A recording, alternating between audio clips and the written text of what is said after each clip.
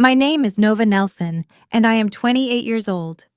2 years ago, I stood at the altar of a stunning Malibu estate, surrounded by 300 guests, and listened as the MC introduced the parents of the bride.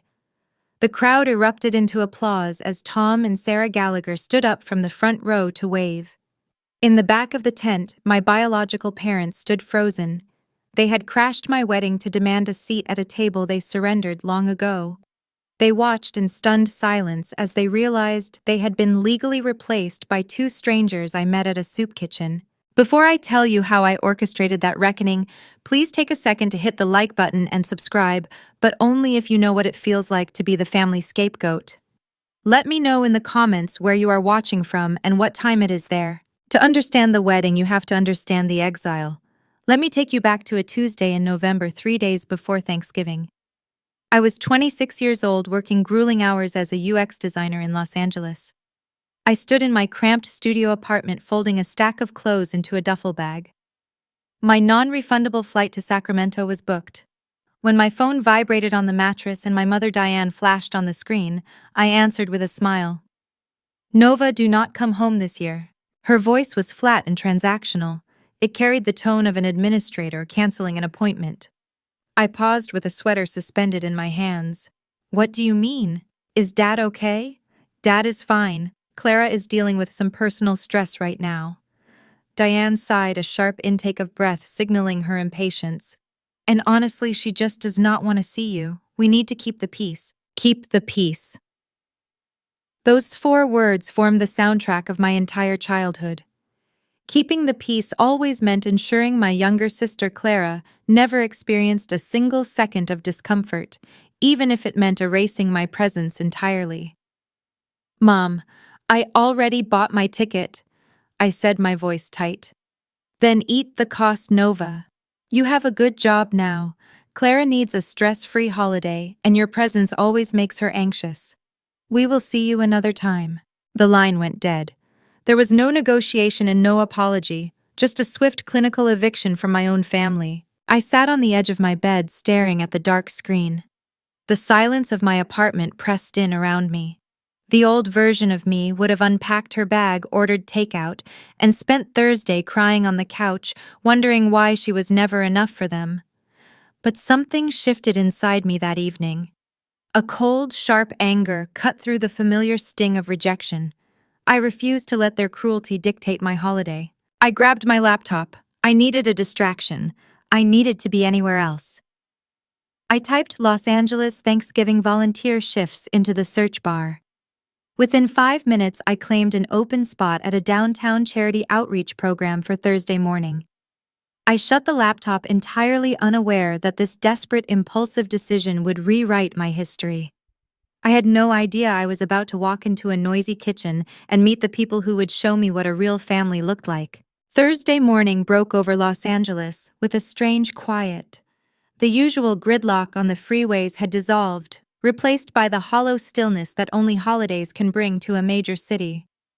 I navigated the empty streets toward the downtown district, my hands gripping the steering wheel tight enough to turn my knuckles white. The Charity Outreach Center was housed in an aging brick building near the financial district. The moment I pushed through the heavy double doors, the quiet morning vanished. The main hall was a whirlwind of noise, heat, and organized chaos. Industrial fans hummed in the corners, trying to combat the steam rising from massive steel vats of gravy and mashed potatoes. Hundreds of folding chairs scraped against the scuffed linoleum floor. Volunteers in bright yellow aprons darted between tables carrying stacks of plastic trays. The air smelled of roasted turkey, burned coffee, and commercial floor cleaner. It was overwhelming. It was perfect. I needed the noise to drown out the silence of my own phone. A coordinator shoved a hairnet and an apron into my hands and pointed toward the main serving line. I took my place behind a towering stack of plastic cups. That was when I met them. The couple stationed next to me did not look like typical holiday volunteers trying to snap a quick photo for social media. They worked with a quiet, steady rhythm that suggested they had been doing this for decades. The man introduced himself as Tom Gallagher. He wore a faded tweed jacket beneath his yellow apron and had the kind of deep laugh lines that only form from a lifetime of easy smiling. His wife Sarah stood beside him, serving green beans with the focused precision of an orchestra conductor. She had sharp, intelligent eyes and silver hair pinned back in an elegant twist. They introduced themselves without pausing their work. Tom mentioned he was a retired civil rights attorney. Sarah shared that she had spent 30 years as a middle school principal. They did not pry into why I was there, they just folded me into their assembly line. Tom managed the chaotic flow of the hungry crowd with the calm, unshakable authority of a man who had spent his career negotiating in tense courtrooms. He greeted people by name, de-escalated arguments over line cutting with a gentle joke, and treated every single person holding a plastic tray with profound dignity. Sarah was the anchor, making sure the food stations never ran empty, her movements sharp and efficient. For the first hour, I operated on pure autopilot. I poured water, handed out cups, and smiled a rigid, practiced smile. I thought I was holding it together. Then my hands betrayed me. The serving counter was slick with spilled condensation. I reached for a fresh tray loaded with 3 dozen filled water cups. My grip slipped. The heavy plastic tray tilted and fell.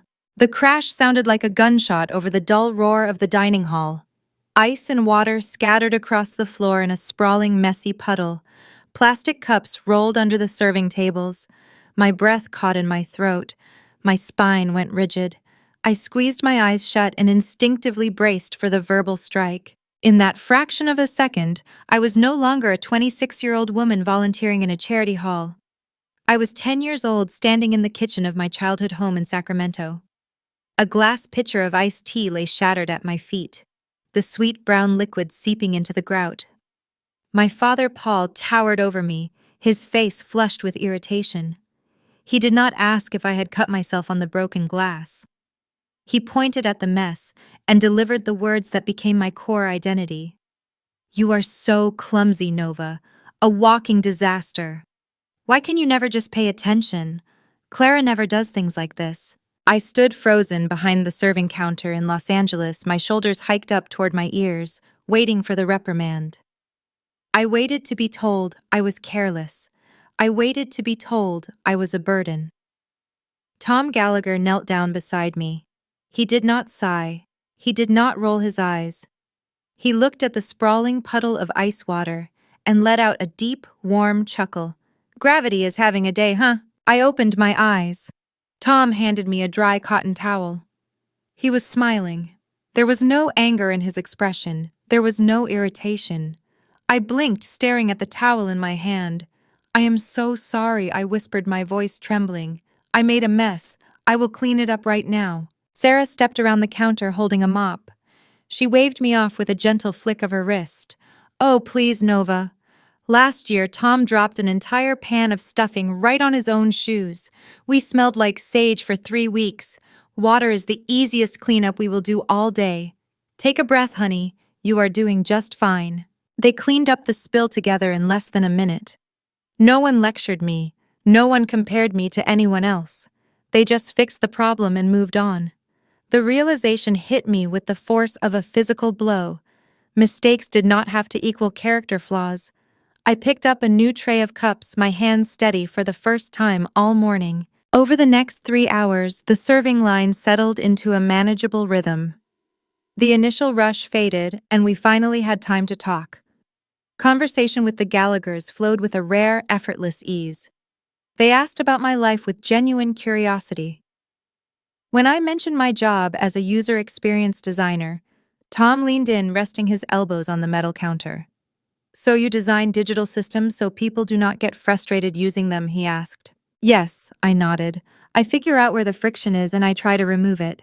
Tom smiled, tapping his chin. "I spent my entire career trying to do the exact same thing with the legal system, trying to remove the friction for folks who were getting crushed by it. It sounds like you are building bridges, Nova. That is important work." No one in my family had ever asked about my career. Paul considered the tech industry a frivolous waste of time. My mother only cared about jobs that came with recognizable prestige to brag about at her country club. Clara thought my work was boring. But here in a noisy soup kitchen, a retired civil rights attorney was looking at me like I was doing something vital. By early afternoon, the crowds thinned. We began wiping down the counters and tossing the yellow aprons into laundry bins. I felt a strange hollow ache in my chest. The distraction was over. It was time to go back to my empty apartment. A younger volunteer, a college student, walked past our station untying his apron. "Happy Thanksgiving, guys," he called out. "I have to run. I am already late for my family dinner and my aunt is going to complain about my hair for the next 4 hours. Wish me luck." Tom laughed and waved him off. "Good luck, son." I tried to smile, but my throat tightened. The casual mention of family dinner acted like a key turning a lock.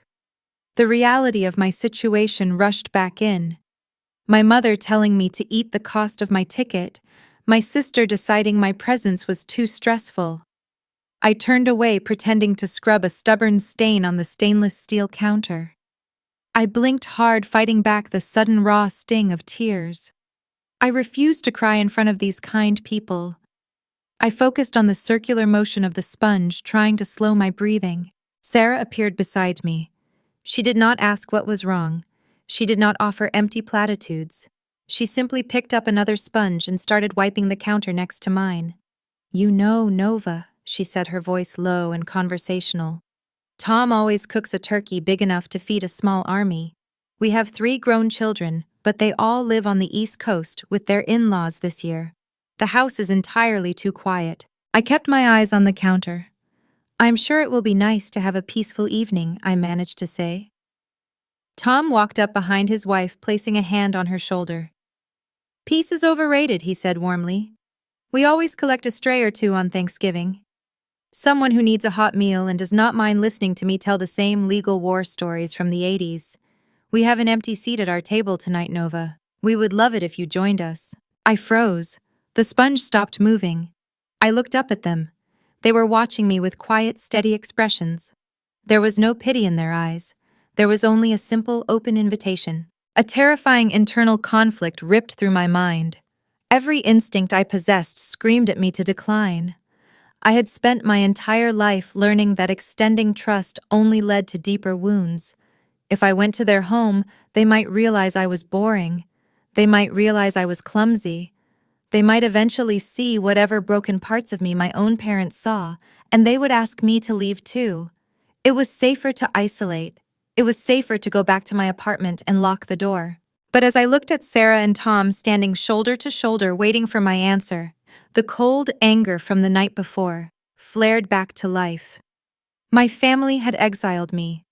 They expected me to shrink into the shadows.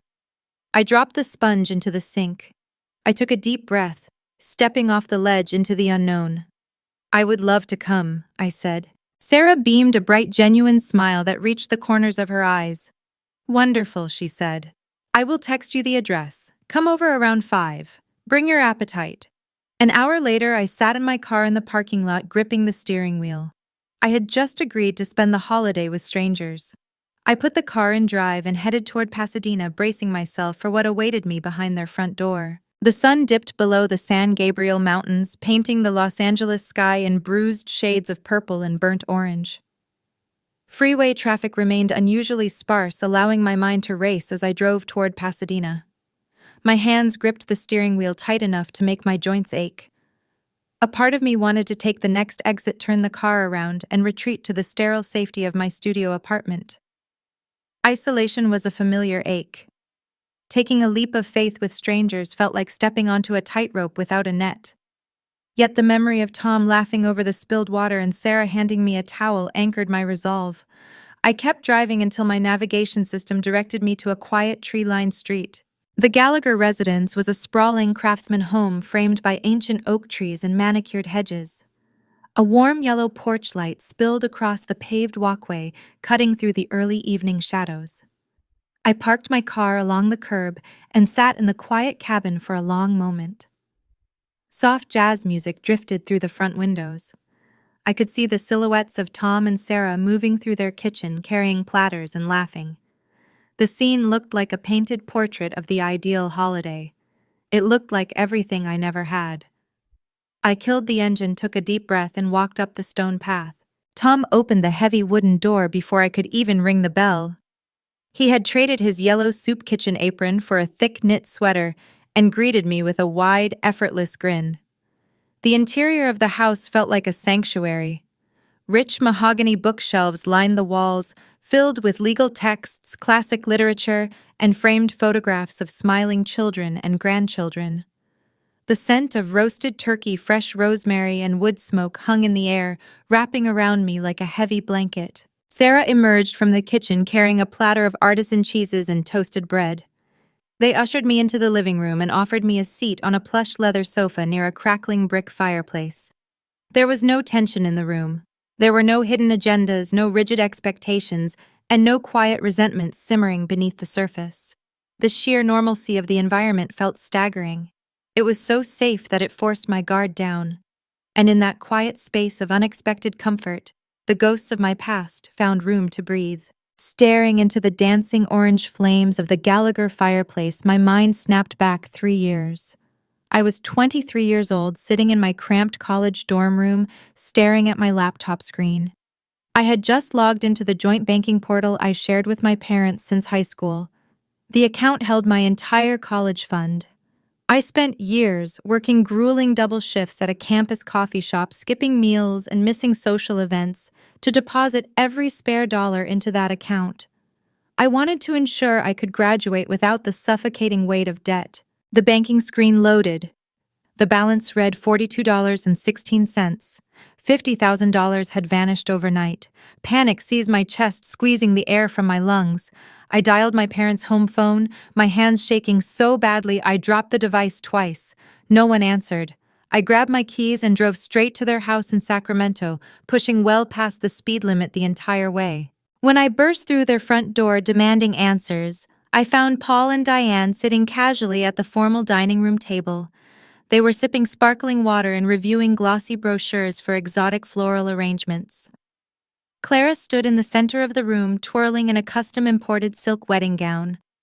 When I demanded to know where my tuition money went, Paul did not even look up from his brochure. He flipped the page, smoothed the crease, and delivered a sentence that permanently altered my trajectory. "We moved the funds to cover the deposit for the resort in Maui," he said, his tone indifferent and bored. "Clara is marrying into a prominent family. She needs this wedding for her social standing. You have always been tough, Nova. You will figure it out." I stood there paralyzed by the sheer audacity of the betrayal. I begged them to reconsider. I explained my tuition was due in 3 weeks and the university would drop me from my senior-level classes. Diane just sighed, rubbed her temples, and told me to stop acting selfish and ruining my sister's special moment. They sacrificed my future, my hard work, and my financial stability to fund a tropical party. The ultimate insult arrived 8 months later, when Clara's new wealthy husband filed for divorce. The $50,000 marriage dissolved before the resort tan even faded from her skin. While Clara posted photos of her post-divorce healing retreat in Bali, I sat in a financial aid office signing my name to predatory student loans. I tied a decade of debt around my neck just to finish my degree, all because I was the expendable daughter. A sudden loud pop from the Pasadena fireplace jolted me back to the present. I blinked rapidly, pushing the bitter memories away. Sarah set a crystal wine glass on the coffee table in front of me. She took a seat in an armchair across the rug, while Tom settled onto the opposite end of the sofa. They did not bombard me with questions. They did not demand to know my history or treat me like a fascinating charity case. They simply existed in the space with me, offering quiet companionship. The contrast between their effortless grace and my own family's transactional cruelty became too heavy to carry. The armor I wore for 26 years finally fractured.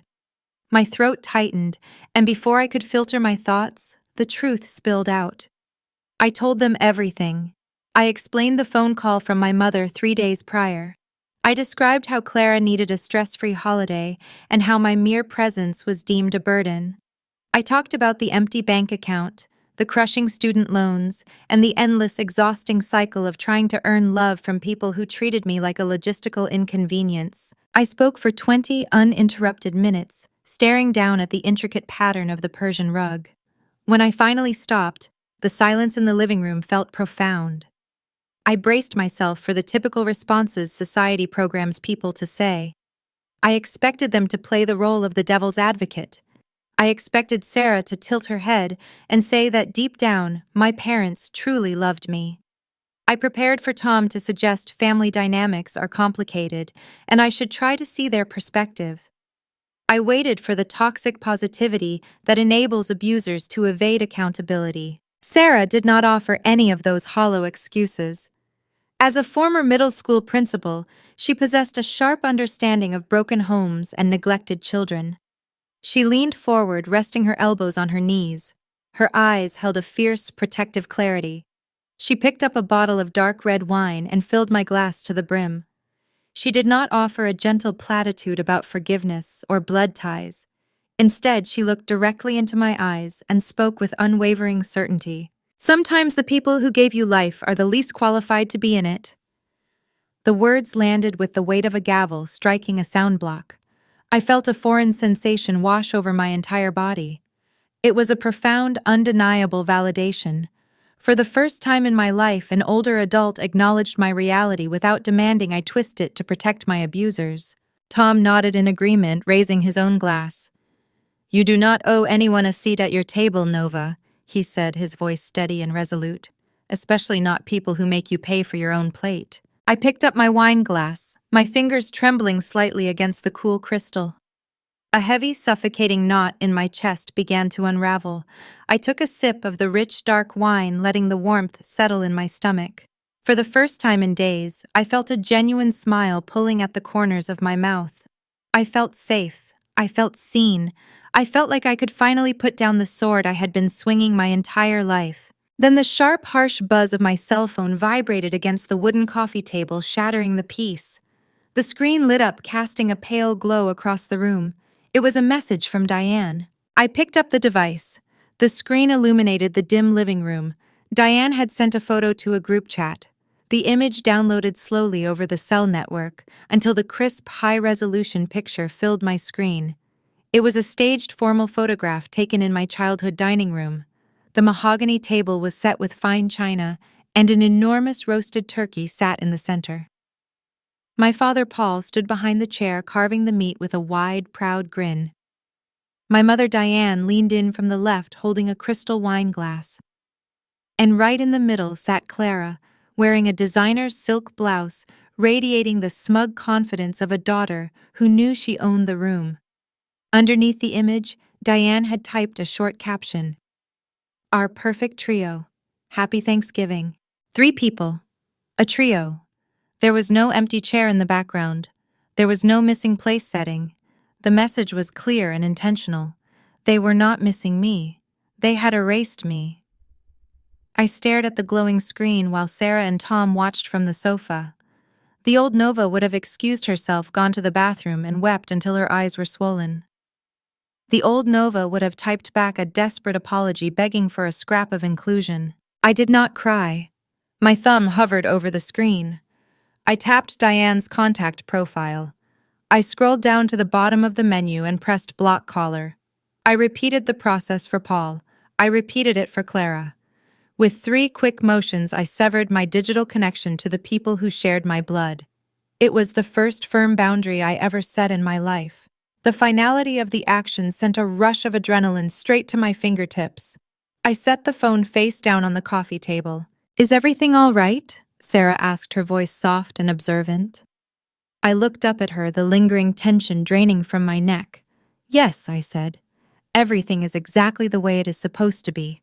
That Thanksgiving evening was not a solitary event. It was the genesis of a routine. December arrived, bringing relentless rain to Southern California, and with it came a steady stream of text messages from Sarah. She invited me to Sunday dinners. She asked for my opinion on books she was reading. Tom sent me links to articles about the tech industry.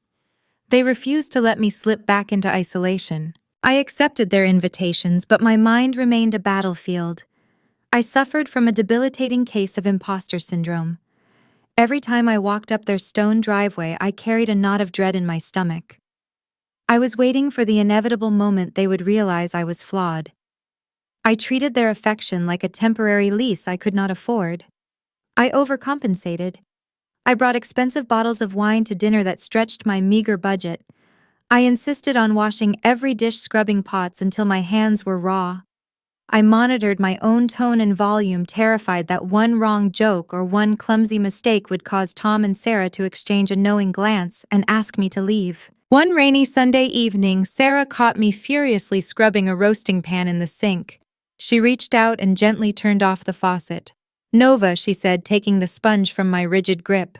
"You do not have to pay for your seat at this table.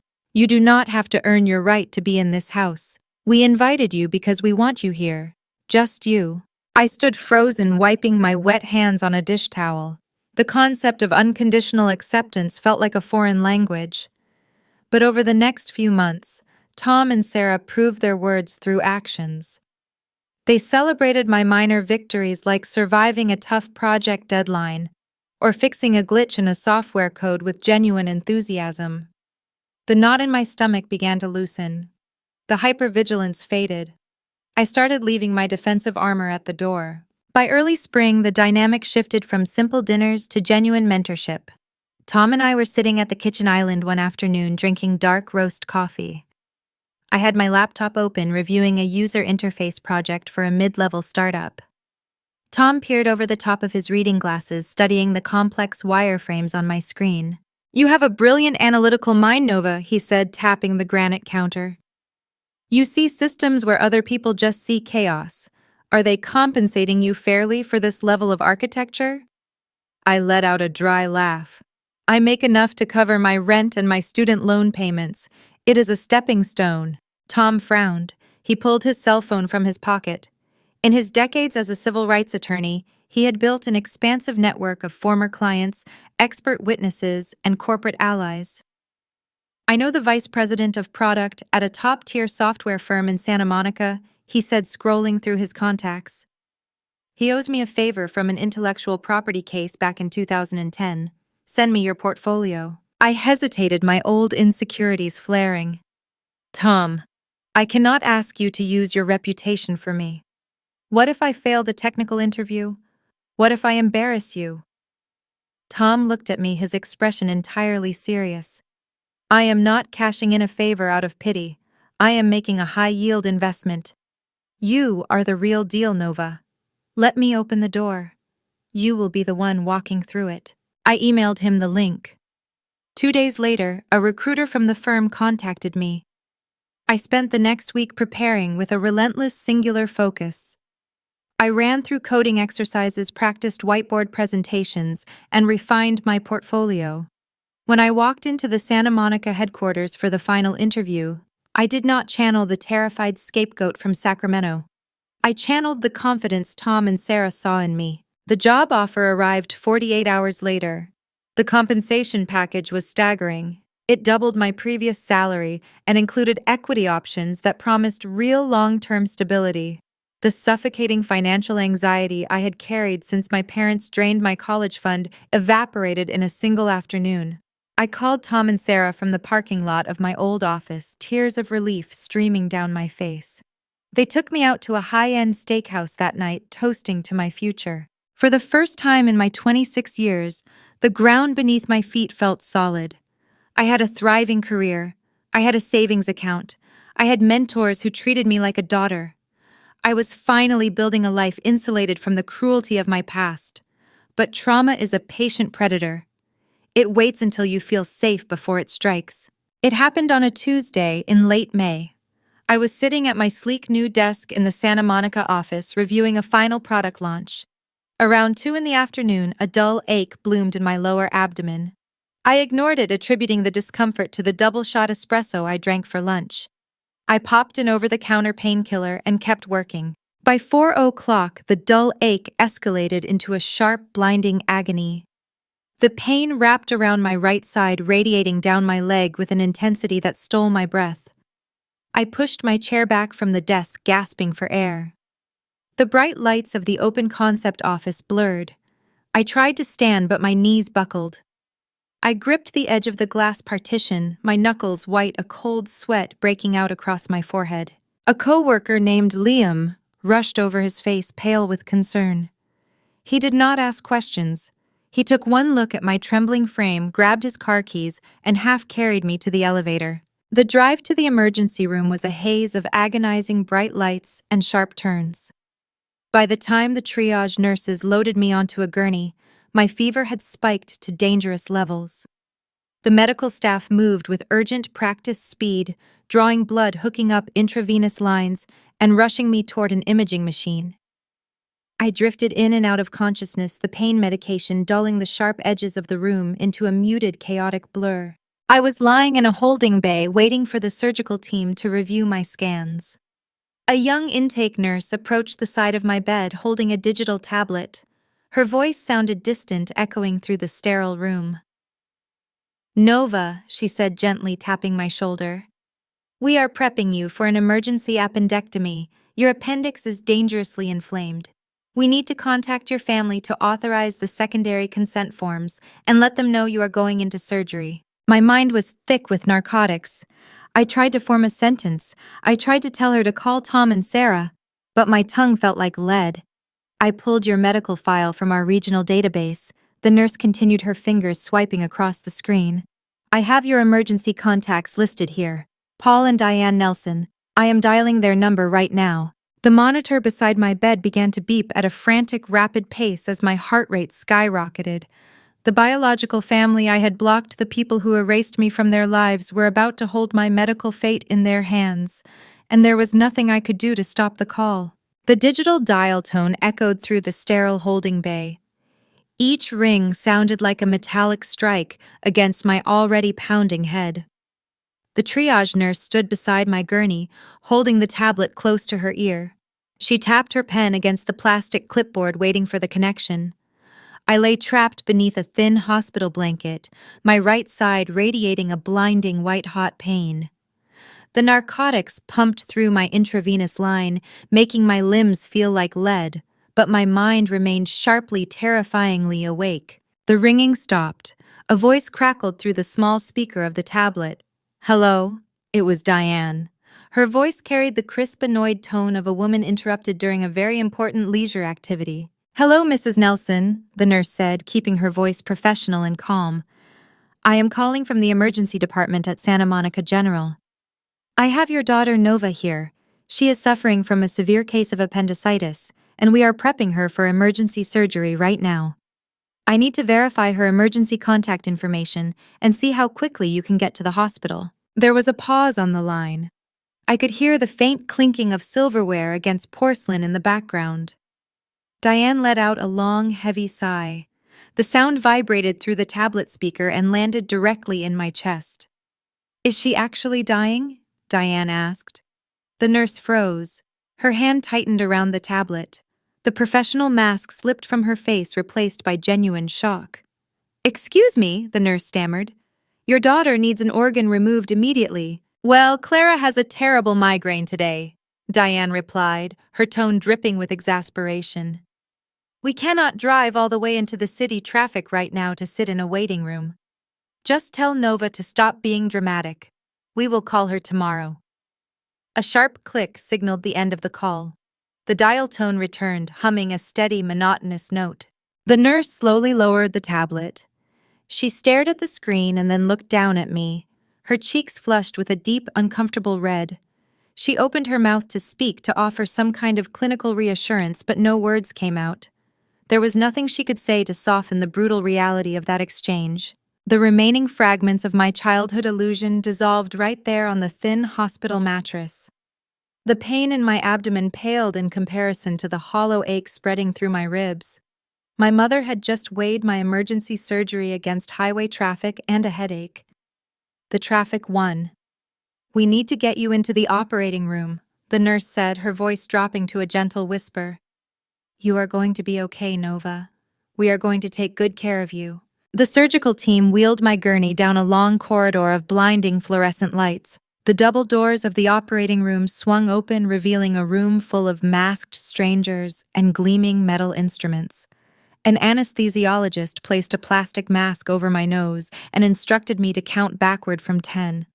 I closed my eyes, taking a deep breath of the sweet chemical air. I felt entirely orphaned. The darkness pulled me under and I welcomed the quiet void. I woke up to the steady, rhythmic beep of a heart monitor. My mouth tasted like dry cotton, and my eyelids felt incredibly heavy. The sharp, blinding agony in my side had vanished, replaced by a dull, throbbing pressure. I slowly blinked, trying to bring the recovery room into focus. The sterile environment slowly materialized. Then I felt a warm hand gently brush a stray lock of hair away from my forehead. I turned my head. Sarah Gallagher sat in a plastic visitor chair pulled right to the edge of my bed. She wore a soft beige trench coat hastily thrown over her gardening clothes. Her eyes were red-rimmed and filled with a fierce protective relief. "Hey there, sweetheart," Sarah whispered, her voice thick with emotion. "Welcome back." I stared at her, my mind struggling to process her presence. "How are you here?" I rasped, my throat dry and scratchy. Sarah reached over and pressed a small cup of ice chips to my lips. She waited for me to swallow before answering. "Your coworker Liam stayed in the waiting room the entire time," she explained. "He knew you lived alone and he remembered you mentioning Tom during a lunch break. He searched your phone contacts and called us the second you went into the operating theater. We dropped everything and drove straight here." Footsteps echoed from the hallway. Tom Gallagher strode into the recovery bay holding a stack of hospital intake forms. He did not look like a retired man running errands. He moved with the focused, unyielding command of a man who spent decades bending courtrooms to his will. He walked straight to the nursing station outside my curtain. "I do not want her recovering in this open ward," Tom told the charge nurse, his tone calm, but leaving zero room for debate. "She just underwent major surgery and needs quiet. I have already spoken to the billing department and authorized my own credit card as the guarantor. You are going to transfer her to a private room on the quiet wing immediately." The charge nurse nodded quickly, typing the transfer orders into her computer. "Yes, sir, Mr. Gallagher. We will have a transport team move her in 5 minutes." Tom turned and walked into my bay. When he saw my open eyes, his stern expression melted into a warm, reassuring smile. He approached the bed and placed his large, steady hand over mine. "You gave us quite a scare, kid," he said softly. "But the surgeon said the procedure went perfectly. You are going to be back on your feet in no time." I looked back and forth between Tom and Sarah. My biological parents refused to brave afternoon traffic to see if I survived surgery. These two people, strangers I met serving mashed potatoes a few months ago, abandoned their entire day to stand guard by my bed. They handled the administration. They paid for a private room. They made sure I did not wake up alone. Tears finally breached my defenses. They spilled over my eyelashes and rolled down my cheeks. I did not sob. I just wept in quiet, profound relief. Sarah leaned over and kissed my forehead, wrapping her arms carefully around my shoulders. In that sterile hospital room, a fundamental truth anchored itself in my soul. Blood is a biological accident. Family is a deliberate, intentional choice. The hospital staff moved me to a quiet private suite on the 4th floor. The room featured a large window overlooking the Santa Monica Mountains. Liam stopped by later that evening bringing a bouquet of yellow sunflowers and a sheepish smile. He stayed for an hour making me laugh with stories about the chaos at the office, before Tom gently kicked him out so I could rest. 2 days passed in a haze of recovery. Sarah brought homemade soup in a thermos and sat in the corner chair knitting.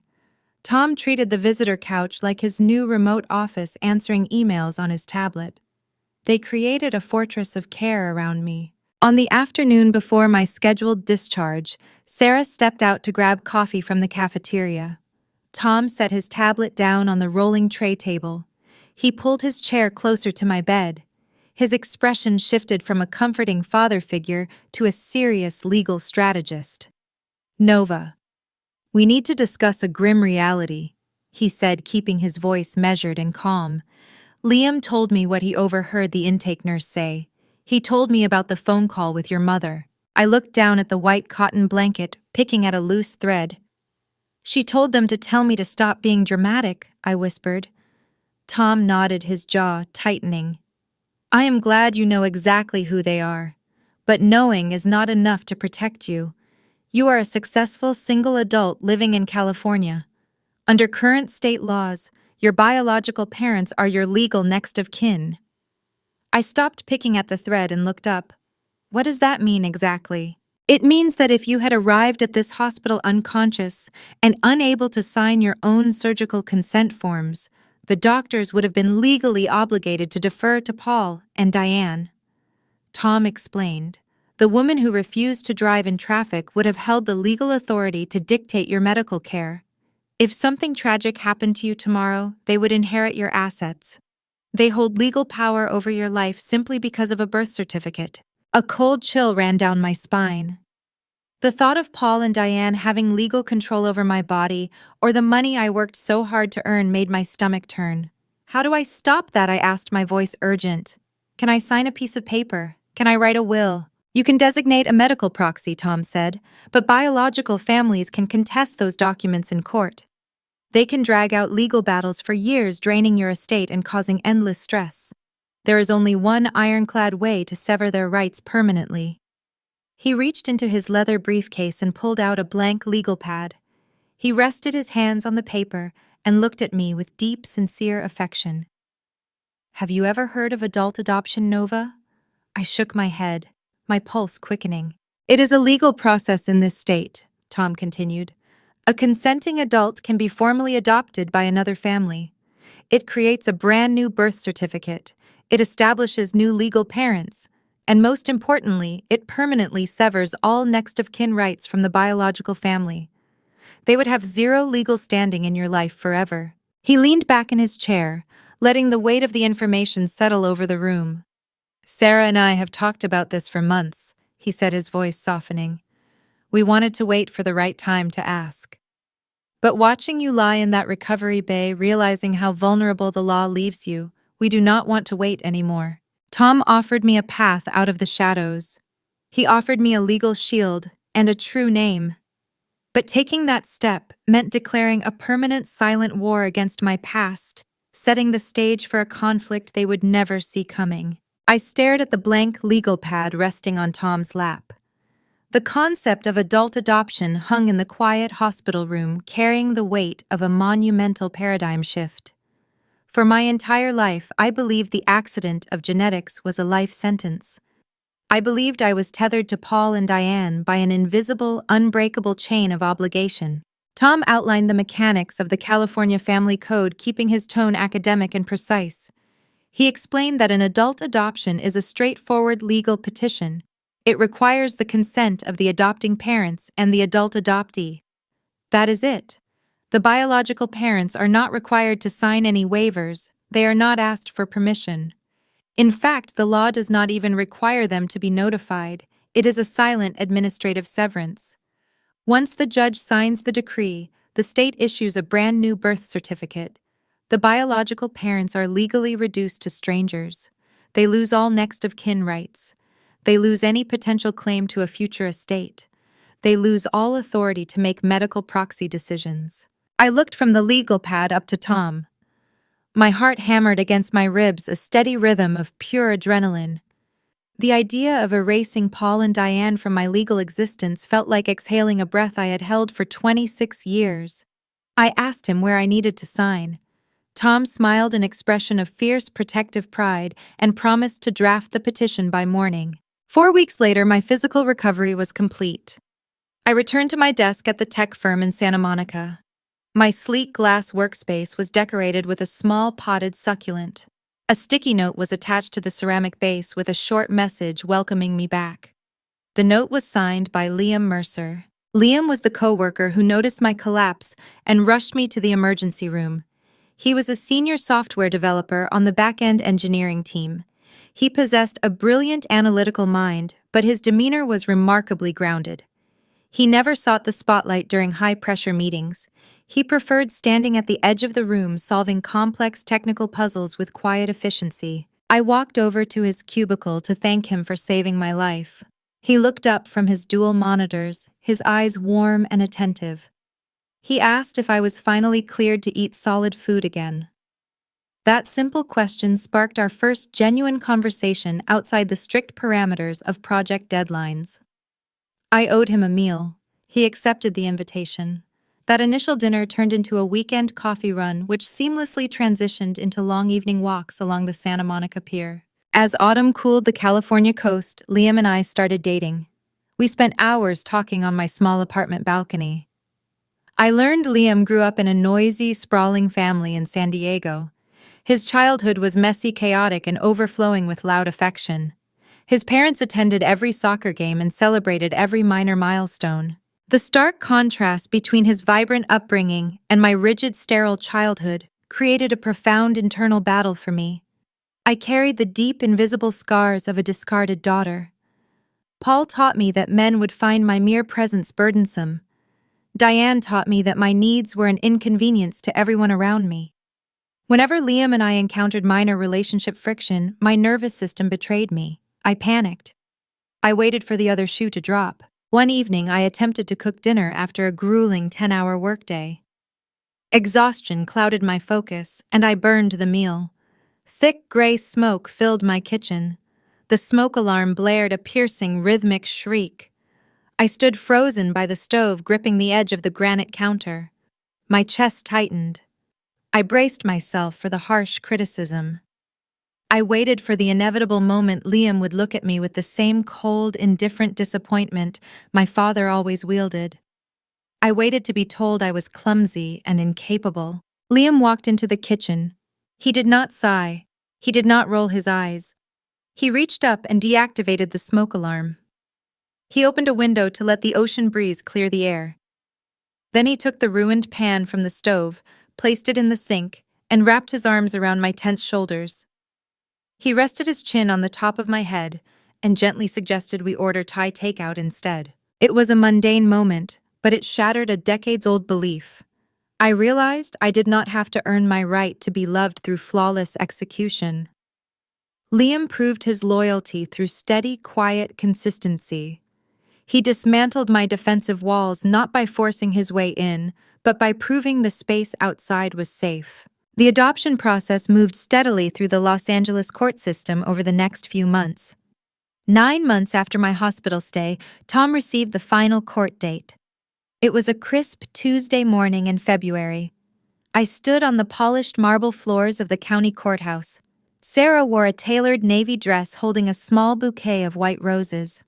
Tom wore his best charcoal suit, his posture radiating the quiet authority of a man returning to his natural habitat. And standing right beside me holding my hand was Liam. He used his personal vacation time to witness the moment my life changed. He understood the gravity of the severance. He knew I needed an anchor, and he refused to let me stand in that courtroom without him. A bailiff ushered us into the wood-paneled chambers. The family court judge sat behind a heavy oak bench reviewing our petition file. She looked down at us over her wire-rimmed glasses. The courtroom was entirely silent save for the hum of the central heating vent. The judge asked Tom and Sarah to state their names for the record. She asked if they understood the legal weight of assuming me as their daughter. Tom and Sarah answered together, their voices unwavering and certain. Then the judge turned her attention to me. She asked if I understood the permanent nature of the decree. She asked if I was entering this agreement of my own free will, free from any coercion. I looked at Tom and Sarah. I thought about the Thanksgiving soup kitchen where they handed me a towel instead of a lecture. I thought about the private hospital room they secured while my biological mother complained about highway traffic. I thought about a lifetime of being told I was an expendable background character in my own story. I looked back at the judge. "Yes, Your Honor," I said, my voice echoing clear and strong across the silent room. The judge offered a warm, genuine smile. She picked up her pen and signed the final page of the decree. The swift stroke of ink severed 26 years of biological obligation. The gavel struck the sound block with a sharp, definitive crack. It was done. The state of California issued an order to seal my original records and generate a new birth certificate. My legal name officially became Nova Gallagher. We celebrated at a quiet cafe near the courthouse. Liam raised his coffee cup to toast my new identity. Tom handed me a pristine manila envelope containing the certified court orders. I ran my fingers over the raised golden seal. I was legally untouchable. Paul and Diane could never make a medical decision for me. They could never lay claim to my estate or force their way into my hospital room. They were legally recognized as complete strangers. The following year brought profound stability and growth. My career at the software firm skyrocketed. I earned a promotion to a senior director role overseeing major user interface launches for national clients. My salary climbed into the mid-six figures.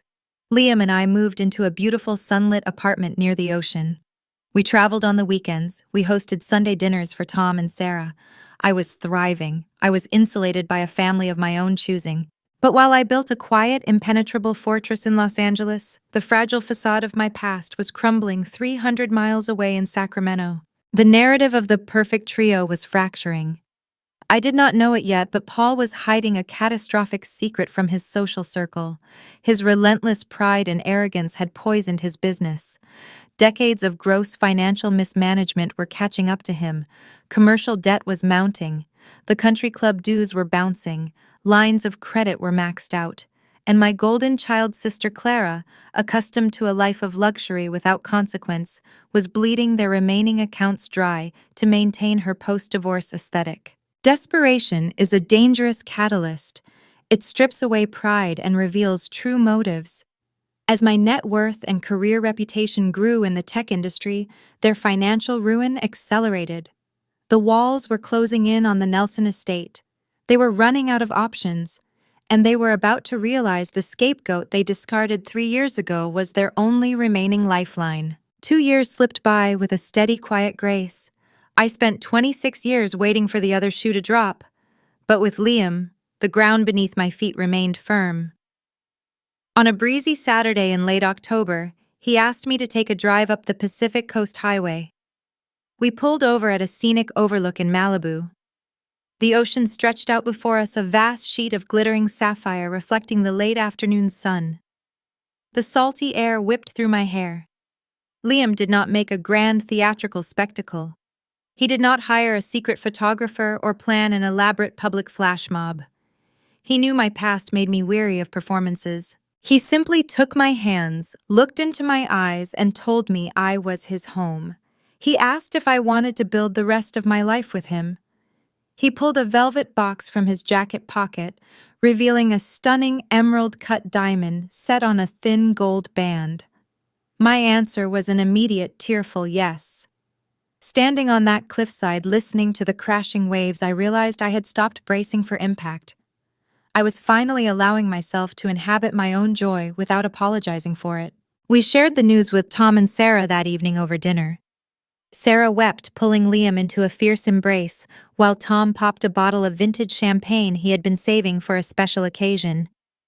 We dove into planning a modern coastal wedding, aiming for a June ceremony. We booked a breathtaking private estate with sweeping ocean views and sprawling manicured gardens. Sarah stepped seamlessly into the role of mother of the bride. She attended every dress fitting, holding my purse and offering gentle, honest feedback until I found the perfect minimalist silk gown. Tom took charge of negotiating the vendor contracts, bringing his razor-sharp legal focus to catering menus and florist quotes. The process was joyful, smooth, and insulated by love. Then the stationery proofs arrived in my email inbox. I sat at my kitchen island with my laptop open, reviewing the elegant cream-colored cardstock design. The calligraphy was beautiful, swooping across the page in dark charcoal ink. But my eyes snagged on a single line of text near the top of the formal invitation. The traditional format required a specific designation to introduce the hosts of the event.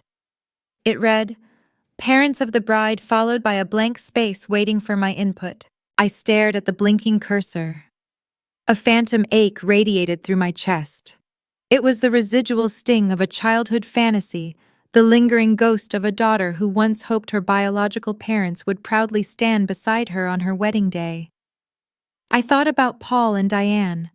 I thought about the Thanksgiving photograph of their perfect trio. I allowed myself exactly 10 seconds to mourn the family I never had. I felt the sadness, then I let it pass. I placed my hands on the keyboard. I did not hesitate. I typed the names Tom and Sarah Gallagher. Seeing those words rendered in formal black text felt like a final victory. I was honoring the people who showed up. I approved the proof and hit send, forwarding the order to the printing press. My chosen family was cemented in ink, ready to be mailed to 300 guests. I felt invincible. But a fortress is only truly tested when a threat breaches the gates. 300 miles north in Sacramento, the Nelson family facade was shattering. My father built his identity on an illusion of endless wealth. But pride is a poor financial strategy. Years of reckless borrowing, terrible real estate investments, and ignoring market trends finally caught up to him. The commercial bank called in his loans. His corporate credit lines dried up overnight. The country club suspended their membership due to 6 months of unpaid dues. The sprawling house I grew up in suddenly felt like a sinking ship. Collection notices piled up on the marble entryway table. The phone rang constantly with automated messages from debt recovery agencies. Diane lived in a state of furious denial, blaming the economy and everyone else for their sudden lack of liquid cash. Clara faced her own ruin. Her post-divorce lifestyle relied entirely on our parents bankrolling her expensive habits. She maxed out premium credit cards, buying imported shoes, and funding luxury spa retreats to maintain her social image on the internet. When Paul finally sat her down and confessed the bank accounts were empty, she panicked. The Nelson family operated on a strict currency of status. Without money, they had nothing left to shield them from their own toxic reality. They needed a bailout. They needed a lifeline they could exploit without offering anything in return. Desperation drove Clara to the internet. She spent her days scrolling through social media, searching for distant relatives or former wealthy acquaintances she might manipulate for a temporary loan. She reached out to old college friends, framing her requests as short-term investment opportunities. Everyone turned her down. Late one Tuesday evening, she opened a professional networking site. She typed my name into the search bar out of sheer idle curiosity, wondering if the sister she banished was still struggling in a tiny studio apartment. The search results loaded and the algorithm delivered a fatal blow to their ignorance. My professional profile populated her screen. My headshot showed a polished, confident woman wearing a tailored blazer. Below my name sat my current title: Senior Director of User Experience. My company was listed as one of the top tech firms in Southern California. My recent industry awards were displayed proudly near the top of the page. Clara leaned closer to the monitor, her eyes widening. She kept scrolling. She found a link to a recent tech journal interview I gave a few weeks prior. The article detailed my rapid career ascent and mentioned my recent engagement to Liam Mercer, a highly successful lead software architect. The piece included a candid photo of Liam and me attending a charity gala. My emerald-cut engagement ring caught the camera flash. My designer gown draped perfectly. We looked wealthy, successful, and incredibly happy. Clara stared at the glowing screen. She saw the promotion. She saw the prestigious tech firm pedigree. She calculated the salary bracket of a senior director in Los Angeles. She researched Liam's name and found his impressive portfolio of software patents. She did not see a sister who survived a medical emergency alone. She did not see a woman who built a life from the ground up after being discarded. She saw a mid-six-figure income. She saw a wealthy future brother-in-law. Clara grabbed her laptop and sprinted down the hallway to find our parents. She burst into the home office where Paul was staring blankly at a stack of past-due invoices. Diane was sitting on the leather sofa drinking wine. Clara slammed the computer onto the mahogany desk, pointing a shaking finger at my smiling face on the screen. "Look at this," Clara demanded, her voice shrill with disbelief. "Look at what Nova is doing." Paul and Diane leaned in to read the profile. The shock of my success quickly morphed into a calculated, greedy silence. Diane touched the screen, tracing the outline of my diamond ring. Paul read the name of my tech firm, his eyes doing rapid mental math. The daughter they threw away because she offered no return on investment was now sitting on a gold mine. The Nelson family realized their discarded scapegoat was their only remaining ticket to financial salvation. They did not feel a shred of remorse for how they treated me. They did not care that they ignored me during a major surgery. They only felt a fierce entitlement to the wealth and stability I had built. They began plotting their return, unaware that I was no longer the frightened girl they exiled 3 years ago. The trap was setting itself, and they were eager to step right in. It happened on a Thursday afternoon while I was reviewing catering contracts at my desk. My cell phone vibrated against the glass surface. the screen illuminated, displaying a text message from a Sacramento area code I did not recognize.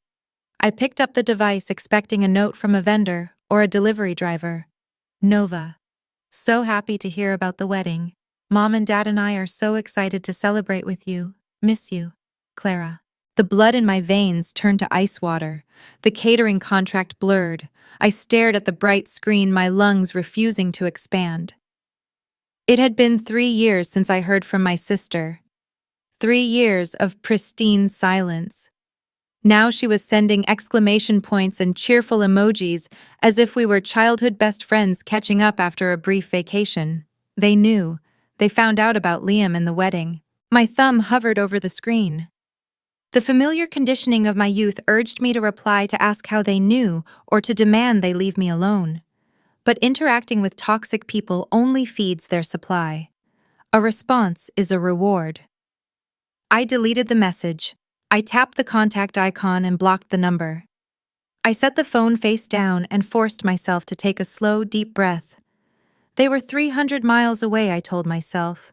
They could not touch me here. For the next 72 hours, I carried a low-level hum of anxiety in my chest.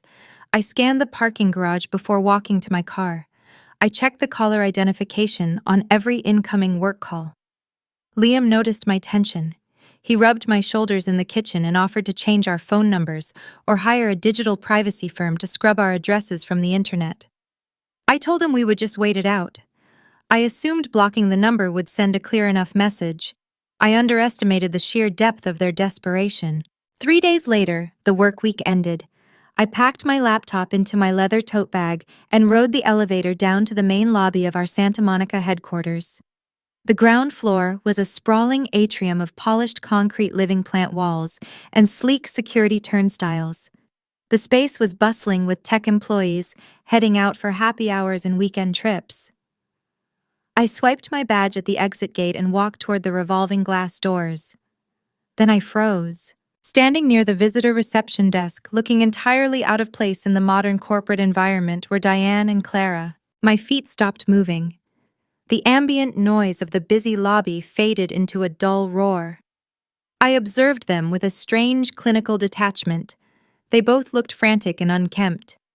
Diane wore a wrinkled blouse, her posture rigid and defensive. Clara stood beside her, clutching a cheap plastic-wrapped bouquet of bodega carnations. They were scanning the crowd of exiting employees, their eyes darting back and forth like hunters looking for a mark. Clara spotted me first. She tapped our mother on the arm and pointed. Diane turned. Her face immediately contorted into a mask of practiced theatrical sorrow. She marched across the polished concrete floor, her heels clicking sharply, echoing in the cavernous room. Clara trailed closely behind her, holding the wilting flowers like a prop. Several of my coworkers, including a lead designer named David, stopped and turned their heads. Diane did not care who was watching. In fact, she preferred an audience. She thrived on public guilt. "You are getting married and you did not even tell your own mother." Diane delivered the line with maximum volume, ensuring the words carried across the lobby. She placed a hand over her chest, her face a picture of wounded maternal devotion. A few people nearby exchanged uncomfortable glances. Diane waited for me to crumble. She waited for me to lower my head in shame and apologize for breaking her heart. She wanted a scene so she could control the narrative. I stood my ground. I did not drop my gaze. I did not shrink. The terrified 23-year-old who begged for her college tuition was gone. I looked at the woman who told a hospital nurse to call me dramatic during an emergency surgery. I felt nothing but a profound, chilling indifference. "What are you doing here, Diane?" I asked, my voice low, steady, and entirely devoid of emotion. Diane blinked, taken aback by my use of her first name. She recovered quickly, attempting to close the distance between us. "We came to see you," she cried out, reaching her arms forward for a hug. "We are your family, Nova. We want to be part of this special time in your life." I took one deliberate step backward, putting myself out of her reach. "Do not touch me," I said. The cold authority in my tone made Diane flinch. Her arms dropped to her sides. The weeping mother routine faltered. She looked at Clara, unsure of how to proceed when the target refused to play along. Clara stepped forward. The sweet, supportive sister act dissolved in less than 30 seconds. Clara never had the patience for long performances. She thrust the cheap bouquet of carnations toward me. I did not take them. She let her arm drop, her expression hardening into the familiar entitled glare I knew so well. "Look, Nova, we do not have time for this," Clara snapped, her voice dropping the fake sweetness. "Things are really bad at home right now. Dad is losing the business. The bank is threatening to foreclose on the house. We have nothing left." I stared at her, letting the silence stretch. I watched the panic flickering behind her eyes. The luxury designer clothes she used to wear were replaced by out-of-season basics. Her manicured nails were chipped. The reality of their financial ruin was written all over her tense posture.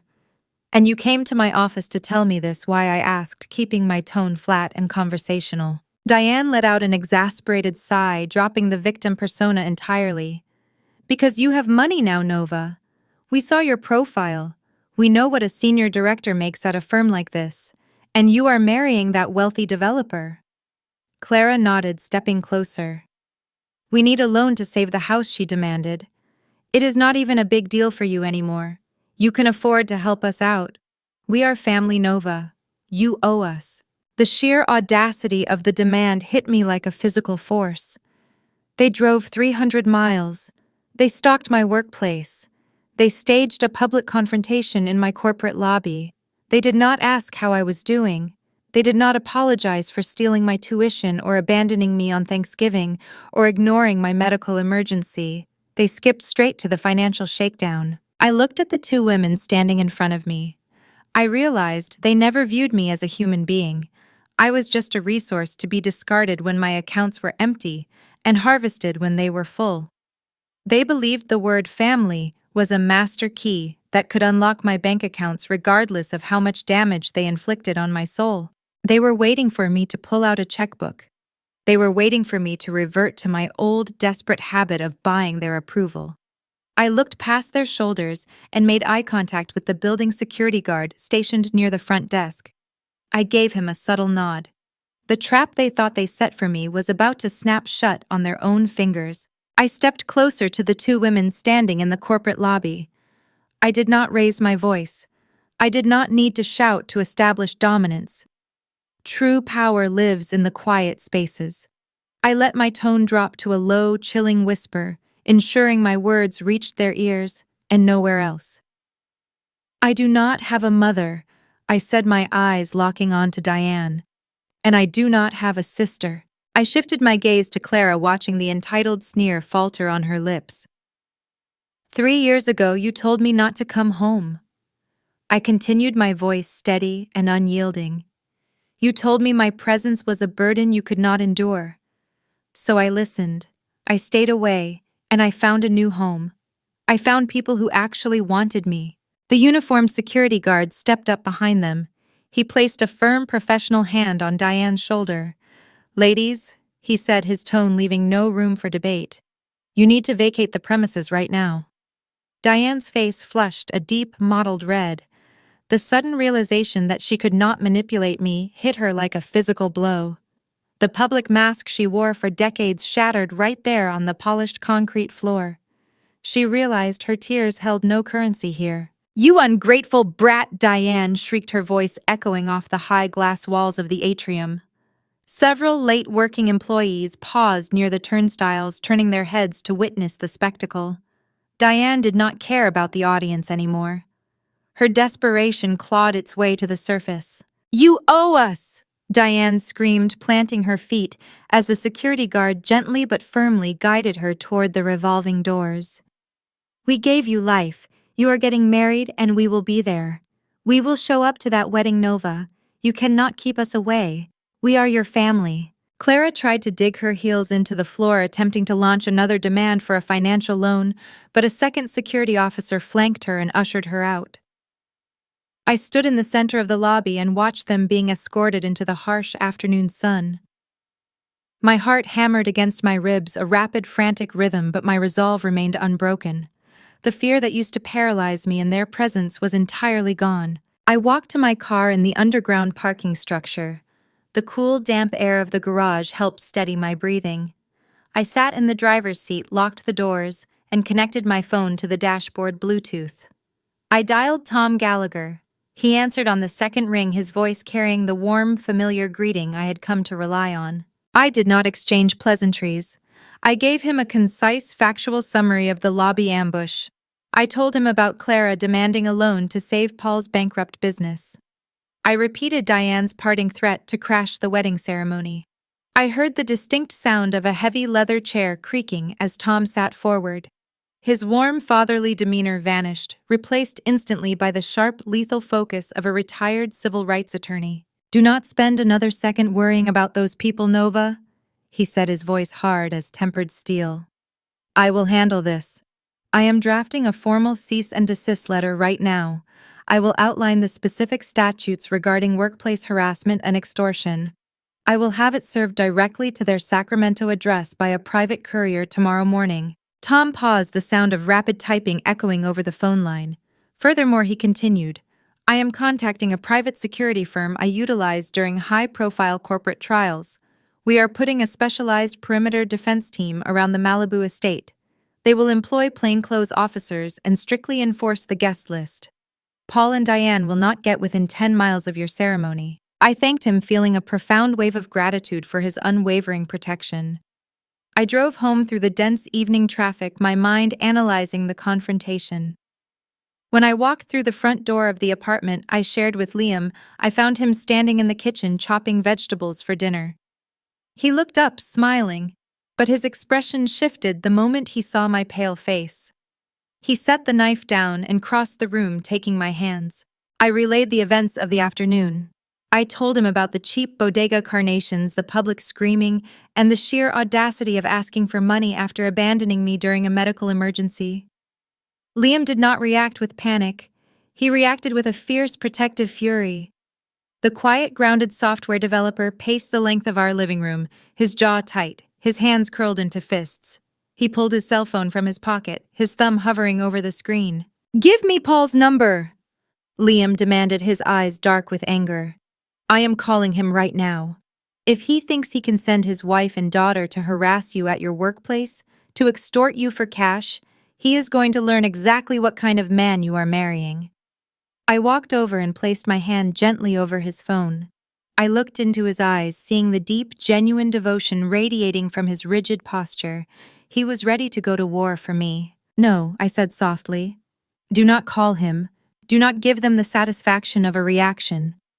Liam frowned, his brow furrowing in confusion. "Nova, they threatened to crash our wedding. They want to ruin our day and humiliate you in front of your colleagues. We cannot just sit back and let them plot an intrusion." I shook my head, a cold, strategic clarity settling over my mind. Let them plot, Liam. If they want to drive 300 miles and show up uninvited, let them come. Liam stared at me, searching my face for the reasoning behind my sudden shift in strategy. I guided him to the sofa and we sat down together.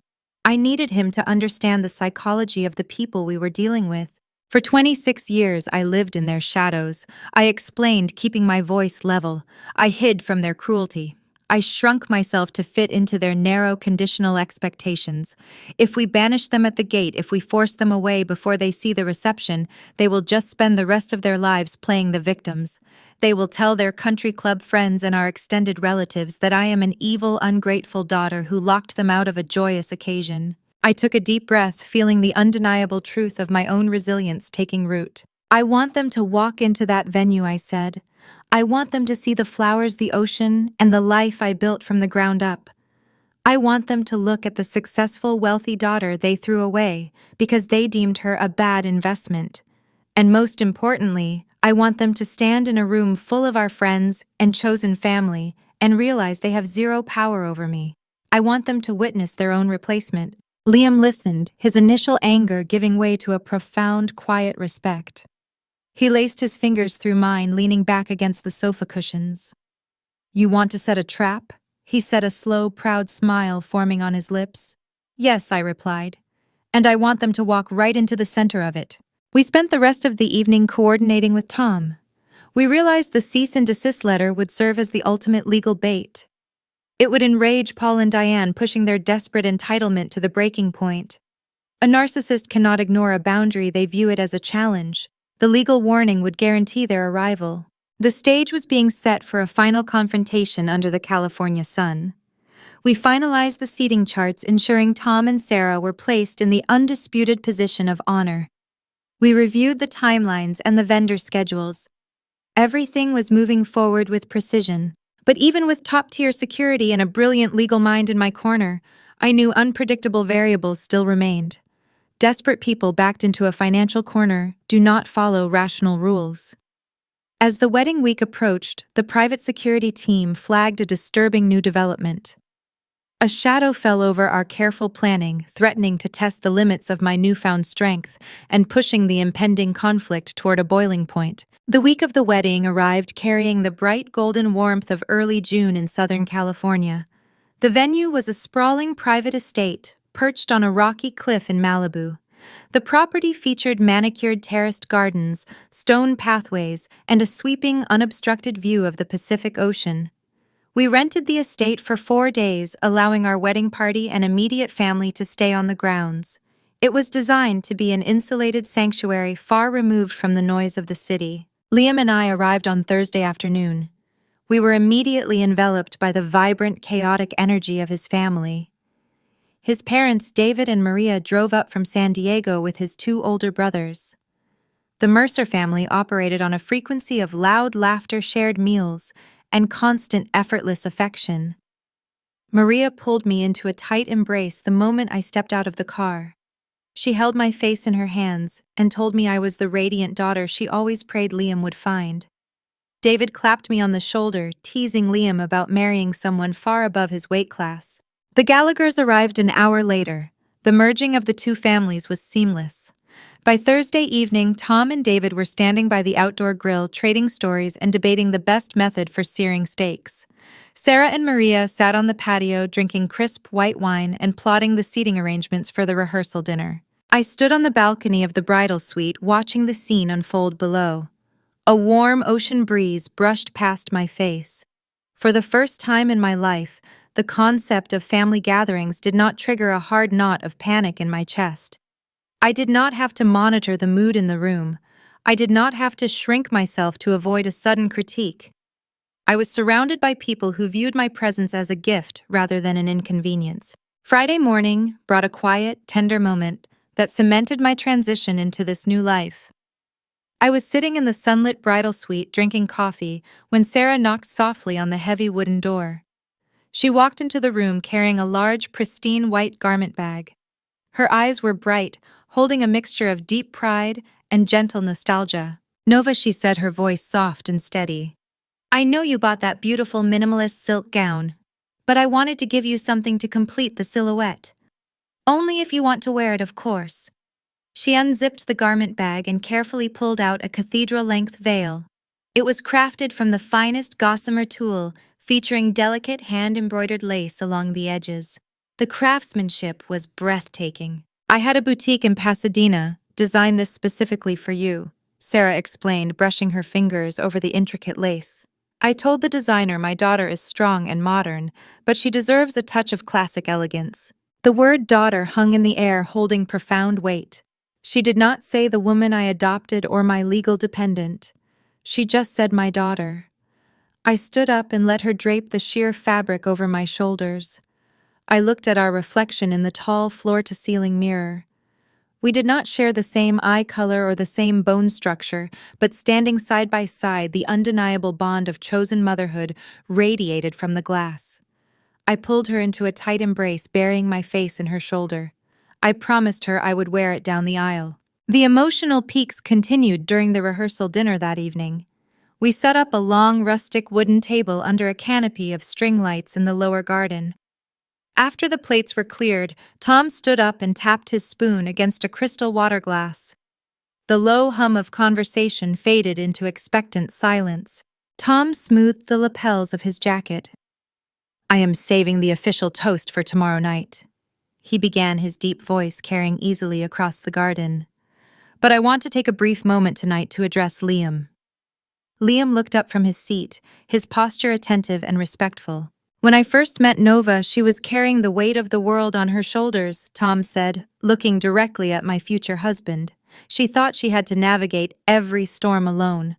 My greatest hope as her father was that she would find a partner who recognized her brilliant light and refused to let anyone dim it. Liam, you are a man of exceptional character. You have proven you are worthy of standing beside her. Welcome to the family son. Tears pooled in my eyes. Liam reached under the table and squeezed my knee, his own eyes glistening in the warm amber light. The evening felt perfect, protected, and unbreakable. But a fortress is only a concept until it faces a siege. Saturday morning dawned clear and bright. The estate buzzed with coordinated activity. Florists constructed a lush archway of white roses overlooking the cliff. Caterers unloaded crates of crystal glassware and silver serving trays. I was sitting in the bridal suite having my hair styled when my cell phone chimed. It was a text from Donovan, the head of our private security detail. He requested a brief, immediate meeting on the lower terrace. A cold sliver of dread slid into my stomach. I excused myself from the styling chair, wrapped a silk robe over my clothes, and walked down the grand staircase. Donovan was waiting by the stone fountain. He wore a sharp, dark suit with a discreet earpiece trailing down his neck. He held a digital tablet in his right hand. His expression was professional but grave, indicating a serious breach of protocol. "Miss Gallagher," he said, using my legal name, "I apologize for interrupting your morning, but we have a situation developing on the perimeter." He handed me the tablet. The screen displayed a live feed from a hidden surveillance camera mounted near the main wrought iron gates of the estate. The camera tracked a silver luxury sedan driving slowly past the entrance. The car looked familiar.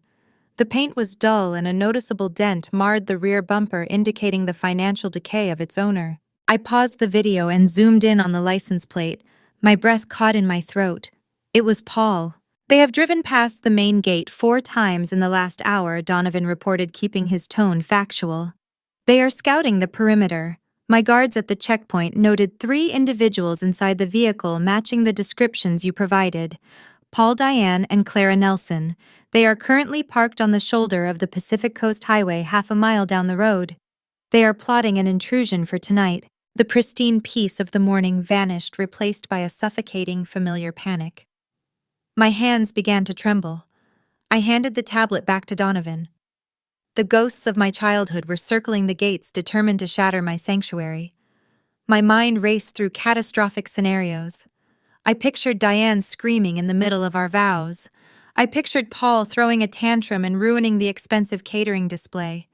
Most of all, I feared they would taint Liam's perfect day, dragging his joyful family into the toxic mud of my past. I took a shaky breath, ready to tell Donovan to call the local police and have them arrested for stalking. Before I could speak, Liam walked out onto the terrace. He saw the pale, rigid set of my jaw and immediately crossed the stone patio. He looked at Donovan and then down at the tablet. He deduced the situation in an instant. Liam did not sigh.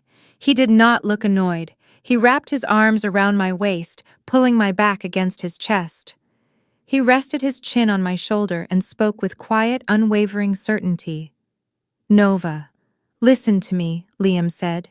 "This is our day. They do not get to dictate our joy.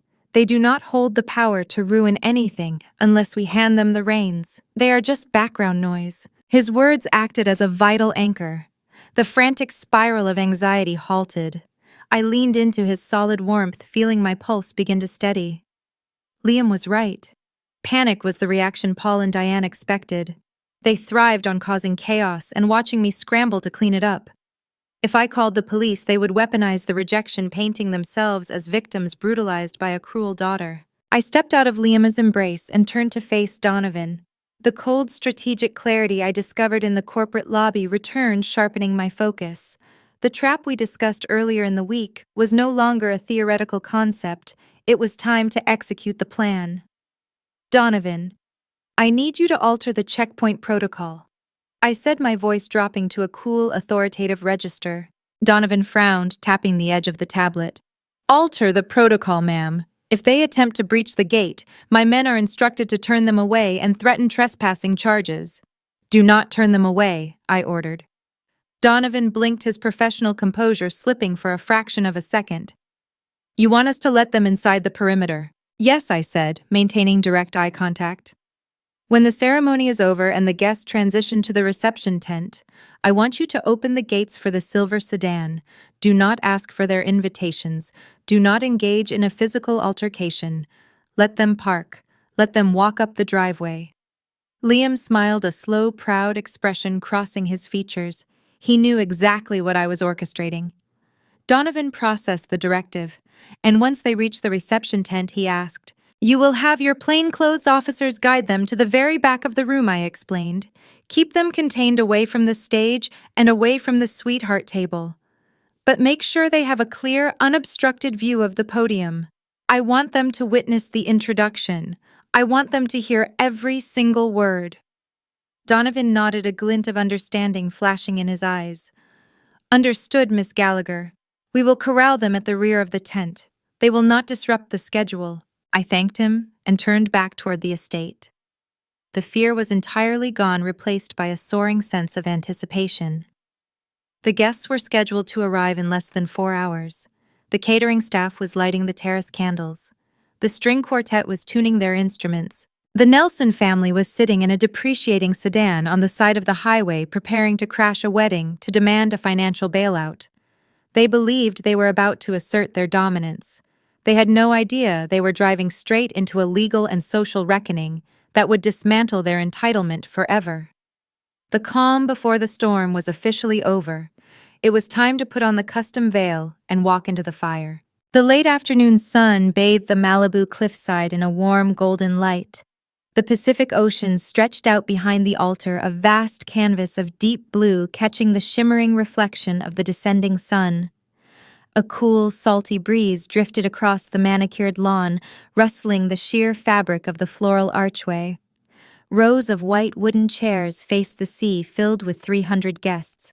I stood in the foyer of the main estate house, hidden from view. My reflection in the antique mirror confirmed I was ready. The minimalist silk gown draped flawlessly across my frame. The cathedral-length lace veil Sarah gifted me cascaded down my shoulders, pooling on the hardwood floor. There was no nervous shaking. There was no lingering dread.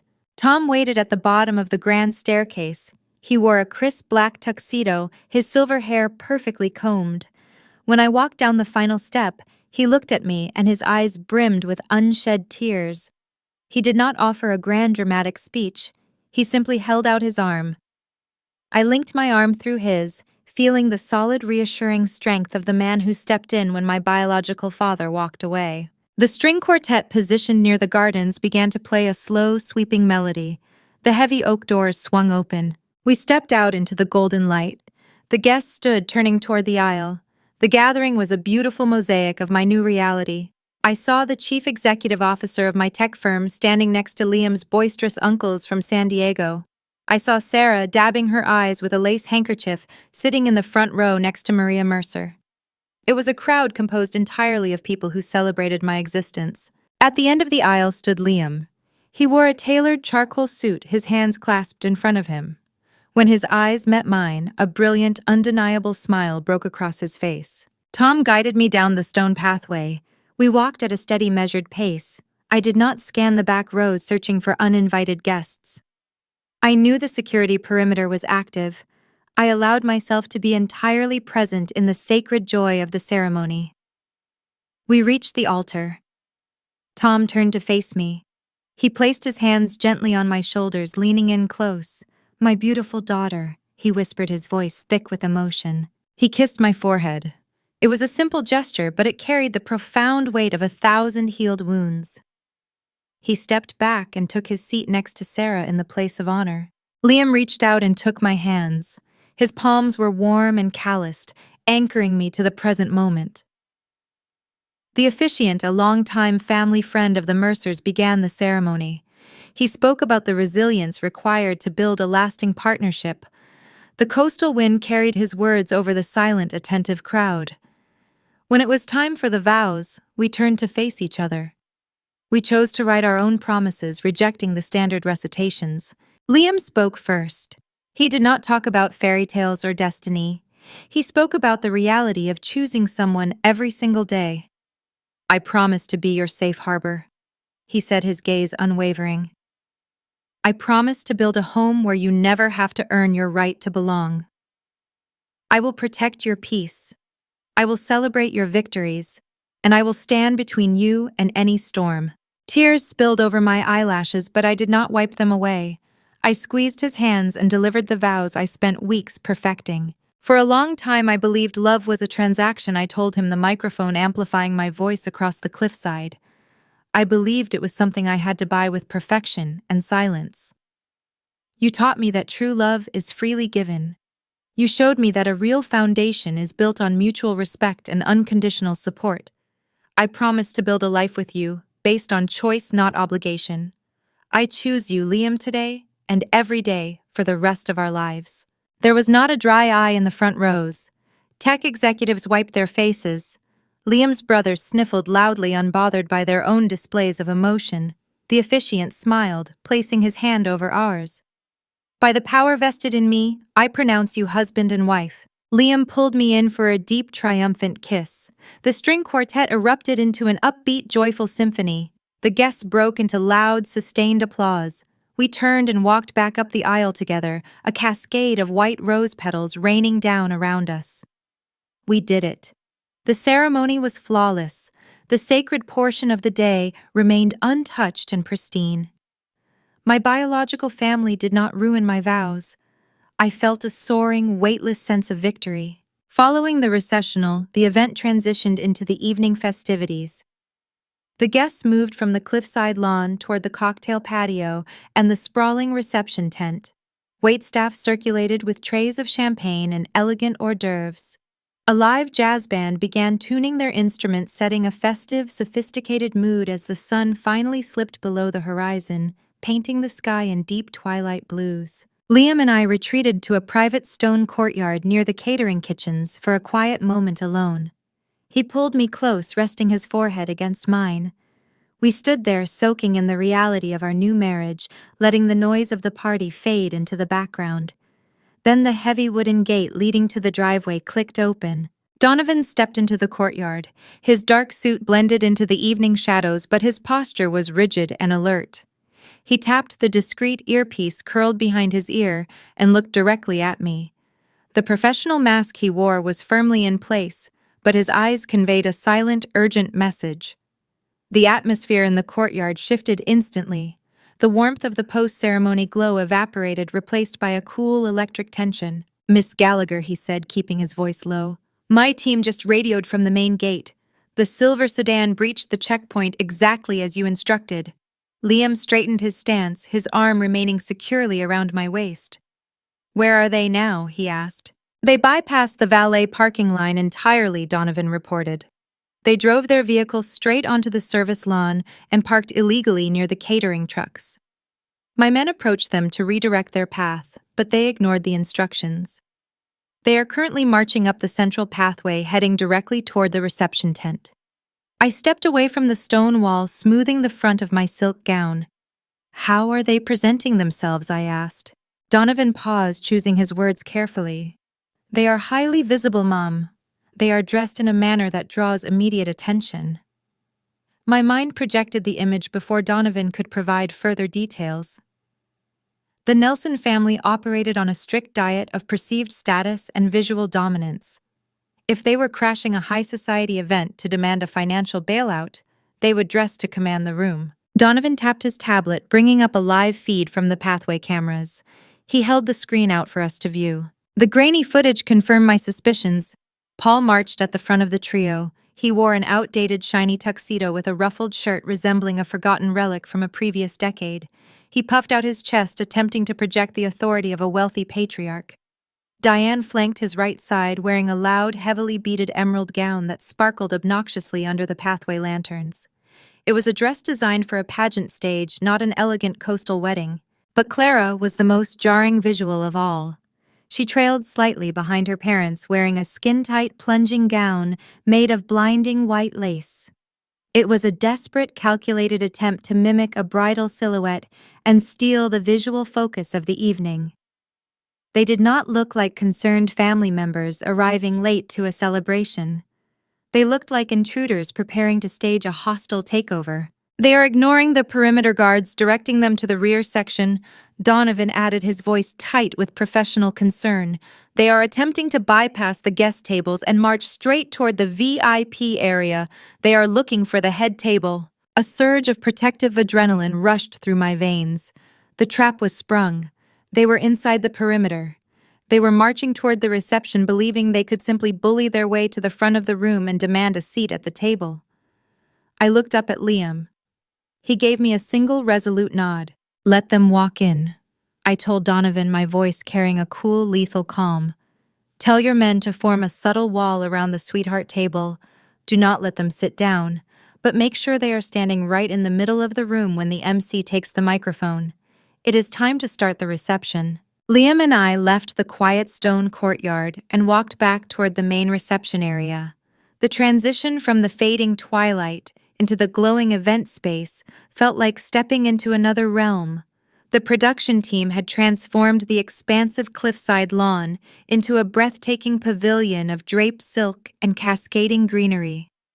Hundreds of suspended glass votives hovered above the dining area, casting a warm amber glow over the formal place settings.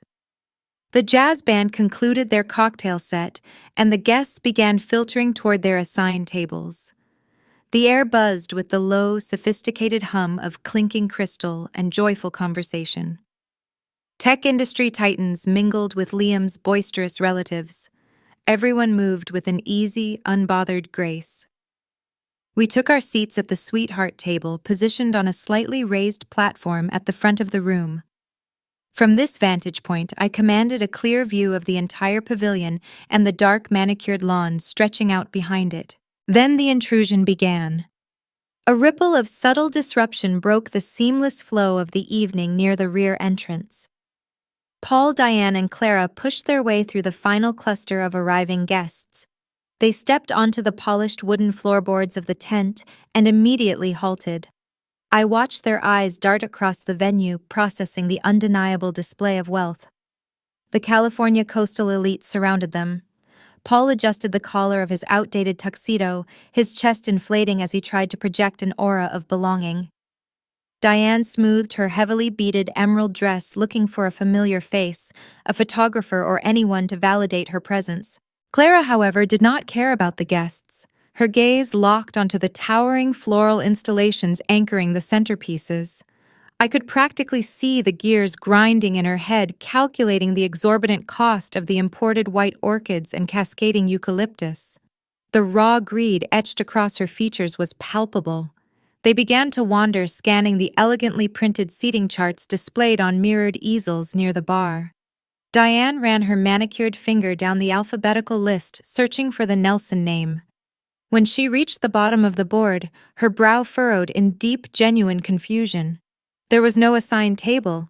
There was no reserved section for the biological parents of the bride. Frustration quickly replaced their initial awe. Paul was a man who spent his entire life bullying his way to the front of every line. He refused to accept a marginalized position.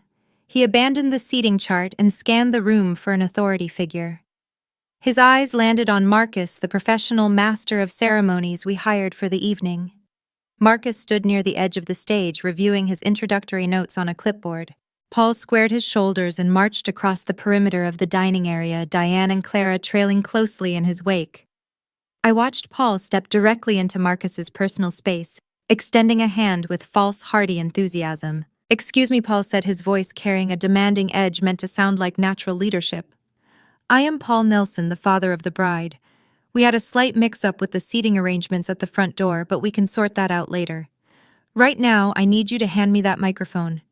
It is customary for the patriarch to welcome the guests and kick off the toasts on behalf of the bride's family." Marcus did not flinch.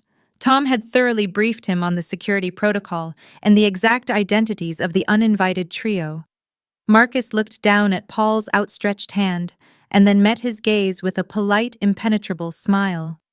"Good evening, sir," Marcus replied, his tone smooth and entirely unyielding. "The speaking schedule for tonight is strictly finalized. I cannot alter the program. Please enjoy the evening from the standing area." Paul's face flushed a dark, dangerous red. He dropped his hand, stepping closer to the stage. "You do not understand," Paul hissed, dropping the genial facade. "I am paying for this. I am her father. Give me the microphone before I have you removed." Marcus simply turned his back and tapped his earpiece, ignoring the empty threat entirely. He signaled the audio engineer to prepare the stage monitors. Paul stood frozen, his jaw clenched in fury. He was accustomed to service workers cowering at his demands. Being dismissed so casually by a hired professional dealt a severe blow to his fragile ego. From my elevated seat at the sweetheart table, I observed the entire exchange. My pulse quickened, a rapid drumbeat against my ribs. A residual instinct urged me to shrink to hide from Paul's escalating temper. But Liam sat beside me, a solid, immovable anchor. He reached under the draped linen tablecloth and rested his hand over mine. His touch grounded me, pulling my focus away from the panic and back to the present reality.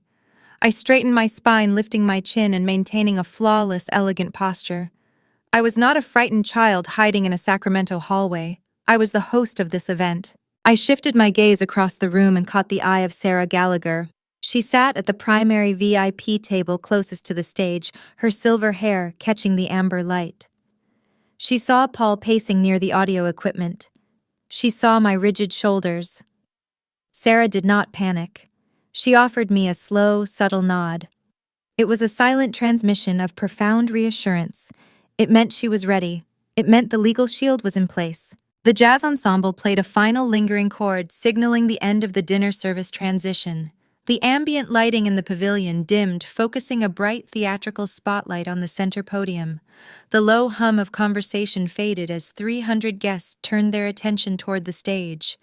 Marcus stepped up to the microphone, tapping it twice to ensure the audio feed was live. At the back of the room, Paul, Diane, and Clara realized the program was beginning. Denied the microphone, Paul decided to pivot his strategy. If he could not speak, he would ensure he was seen. He corralled Diane and Clara, guiding them to the very edge of the polished wooden dance floor. They positioned themselves in direct view of the entire audience, standing mere feet away from the front row tables. Diane adjusted her emerald gown, lifting her chin and fixing a serene, loving smile onto her face. Clara tossed her hair over her shoulder, her eyes gleaming with anticipation.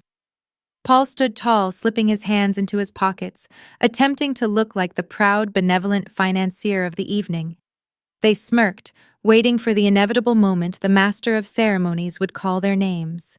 They expected the spotlight to swing in their direction. They expected the applause of the tech elite. They expected me to publicly surrender. They stood shoulder to shoulder, basking in their imagined victory, entirely oblivious to the trap about to snap shut beneath their feet. Marcus stood at the center podium under a brilliant cone of white light. The pavilion hushed. The clinking of silver forks against fine porcelain ceased. At the edge of the polished dance floor, Paul, Diane, and Clara stood shoulder to shoulder. Paul puffed his chest out a fraction more. Diane fixed a serene maternal smile onto her face. They were practically vibrating with anticipation. They believed the next 10 seconds would validate their existence and restore their financial dominance. Marcus leaned into the microphone. His voice echoed crisp and professional across the seaside tent. "Good evening, ladies and gentlemen," he began, holding a neatly typed card. "Before we begin the dinner service and the traditional toasts, I have the distinct honor of introducing the hosts of this beautiful celebration. Please raise your champagne glasses and join me in welcoming the parents of the bride, Tom and Sarah Gallagher." The pavilion erupted. 300 guests rose to their feet. The jazz band played a triumphant, soaring chord. Applause rolled through the tent like a physical wave. At the VIP table positioned just below the stage, Tom and Sarah stood up. Tom buttoned his suit jacket, flashing a bright, genuine smile. Sarah waved her silver hand, catching the amber light above. Colleagues from my tech firm cheered loudly. Liam's relatives from San Diego whistled and raised their glasses high. The affection in the room was palpable, a testament to the decades Tom and Sarah spent building a community rooted in kindness. I kept my eyes locked on the back of the room. The transition on Paul's face was immediate and profound. The smug, entitled smirk vanished, replaced by a slack-jawed stare. The color drained from his cheeks, leaving his skin a pale, sickly gray. He looked like a man who just stepped off a ledge expecting solid ground and finding empty air. Diane blinked rapidly, her serene smile fracturing into a mask of pure, unfiltered shock. She turned her head, scanning the room frantically, trying to reconcile the names she heard with the reality unfolding around her. "Wait, what?" Diane stammered, her voice piercing through the fading applause. "Who are they?" Her outburst lacked any trace of refined restraint. Several guests seated at the tables closest to the dance floor turned around in their wooden chairs. They observed the trio standing near the rear exit. The visual contrast was stark. The guests wore understated designer evening wear. Paul wore his outdated ruffled tuxedo. Diane shimmered in her loud pageant gown. Clara stood rigid in her tight white lace dress. The murmurs began. Whispers rippled through the back rows as attendees tried to determine why three poorly dressed strangers were causing a commotion during the opening toasts. Clara possessed many flaws, but a high threshold for public humiliation was not one of them. She spent her 20s curating a flawless digital aesthetic. She thrived on envy. Standing in the back of a luxury Malibu estate, being stared at with pity and confusion by affluent executives, broke her fragile ego. Her face contorted into a snarl of pure indignation. She shoved past a waiter carrying a tray of water glasses. The waiter stumbled, spilling ice onto the floorboards. Clara did not apologize. She marched straight across the empty dance floor, the heels of her shoes striking the wood with a sharp, frantic rhythm. Liam stiffened beside me, his protective instincts flaring. I placed a calming hand on his arm. I did not break my posture. I watched my sister bridge the distance between us. She reached the edge of the elevated sweetheart table. Her chest heaved. The cheap fabric of her white dress stretched tight across her ribs. "Nova, what is this?" Clara demanded, her voice screeching, reaching a pitch that cut straight through the ambient noise. "Who are those people standing up there?" I looked down at her. I did not speak. My silence only fueled her rage. She pointed an accusatory finger toward the VIP table where Tom and Sarah stood. "You hired actors," Clara yelled. "You hired fake parents to play a role because you are too embarrassed to introduce us to your rich new friends. You think you can just replace your real family to look good for your wealthy husband." The leader of the jazz ensemble lowered his saxophone. The drummer stopped brushing the cymbals. The music died, an abrupt, awkward death. Clara did not notice the silence. She was too consumed by her own toxic narrative. "You are not getting away with this, Nova," she shrieked. Her face flushed a dark, angry red. "Dad is losing his business. The bank is taking the house. We need that loan to save our family. You have all this money now, and you are going to pay for our house. You owe us." The words echoed off the draped silk ceiling. They lingered in the air, sharp and undeniable. Clara had just shouted the quiet part out loud. 300 guests fell dead silent. The clinking of glassware ceased entirely. The hushed whispers vanished. The pavilion felt like a vacuum. High-profile software architects, venture capitalists, and seasoned trial attorneys sat in stunned disbelief. They watched a woman dressed in a cheap white gown scream at a bride demanding a financial bailout in the middle of a wedding reception. David Mercer, Liam's father, set his champagne flute down on the linen tablecloth, his brow furrowing in deep protective concern. The chief executive of my firm leaned back in his chair, exchanging a bewildered glance with the head of human resources. They were witnessing a masterclass in entitlement. For my entire life, Paul taught me that keeping the peace meant silencing my own needs. He trained me to avoid public scenes at all costs. If I dropped a fork at a restaurant, I was reprimanded for drawing attention. Yet here he was, standing under the amber lights of a coastal pavilion, while his golden child threw a public tantrum that shattered every rule of social etiquette he ever claimed to value. Paul and Diane finally reached the edge of the sweetheart table, catching up to their volatile daughter. Paul reached out and grabbed Clara's arm, trying to pull her back, but the damage was already done. The illusion they spent decades protecting the image of the wealthy, successful Nelson family was obliterated in less than 60 seconds. They stood under the bright amber lights of the reception tent, exposed for exactly what they were: They were not loving parents arriving to celebrate their daughter. They were desperate creditors attempting to collect a debt that did not exist. I sat at the table looking down at the three of them. My heart beat with a steady, even rhythm. I did not feel a single ounce of shame. The humiliation belonged entirely to them. The trap I set earlier in the week worked flawlessly. I wanted them to witness their own replacement, but Clara gave me a far greater victory. She outed their true greedy intentions in front of the exact demographic they so desperately wanted to impress. The heavy silence stretched across the pavilion. I did not shrink from the hundreds of eyes fixed upon our table. I pushed my chair back, the legs gliding smoothly over the elevated platform. I stood up. The silk of my gown rustled softly, a delicate sound that seemed amplified in the quiet tent. I reached down and picked up the microphone from the podium. Clara stood below me, her chest heaving, her face twisted into an ugly snarl. She waited for me to apologize. She waited for me to lower my voice and offer a discreet settlement to make her go away. "I did not hire actors, Clara," I said. My voice flowed through the sound system, steady and calm. I did not raise my pitch. I did not inject a single trace of anger. 3 years ago, Mom called me right before Thanksgiving. She told me not to come home because I was a burden. She said my presence caused you too much stress. So I listened. I stayed away and I found people who actually wanted me. A collective murmur rippled through the seated guests. The polished facade of the Nelson family was eroding in real time. Diane covered her mouth with her hand, her eyes darting toward the affluent attendees surrounding her. She recognized the profound social damage occurring. Her country club peers would never tolerate such a brazen display of neglect. Paul, however, operated on a different frequency. He did not care about the optics of neglect. He only cared about the insubordination. For his entire life, he treated his household like a corporate subsidiary.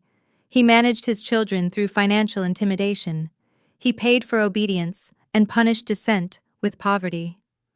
Seeing me stand above him, wealthy, secure, and defiant, triggered a primal, arrogant rage. He shoved his way past Clara, his face flushing a dangerous crimson. He pointed a thick, stiff finger directly at my chest. "I am your father," Paul shouted, his voice raw and grating. "You are my legal responsibility. I raised you. I put a roof over your head. You do not get to turn your back on us when things get difficult. You owe this family Nova." A sharp collective gasp echoed through the tent. The sheer transactional cruelty of his statement shocked the audience. He did not plead for his daughter's love. He did not ask for reconciliation. He claimed ownership. He stood in a room filled with influential leaders and demanded a return on his biological investment. Liam gripped the edge of the table, his knuckles turning white, preparing to intervene, but the defense was already in motion. Tom Gallagher stood up from the front row table.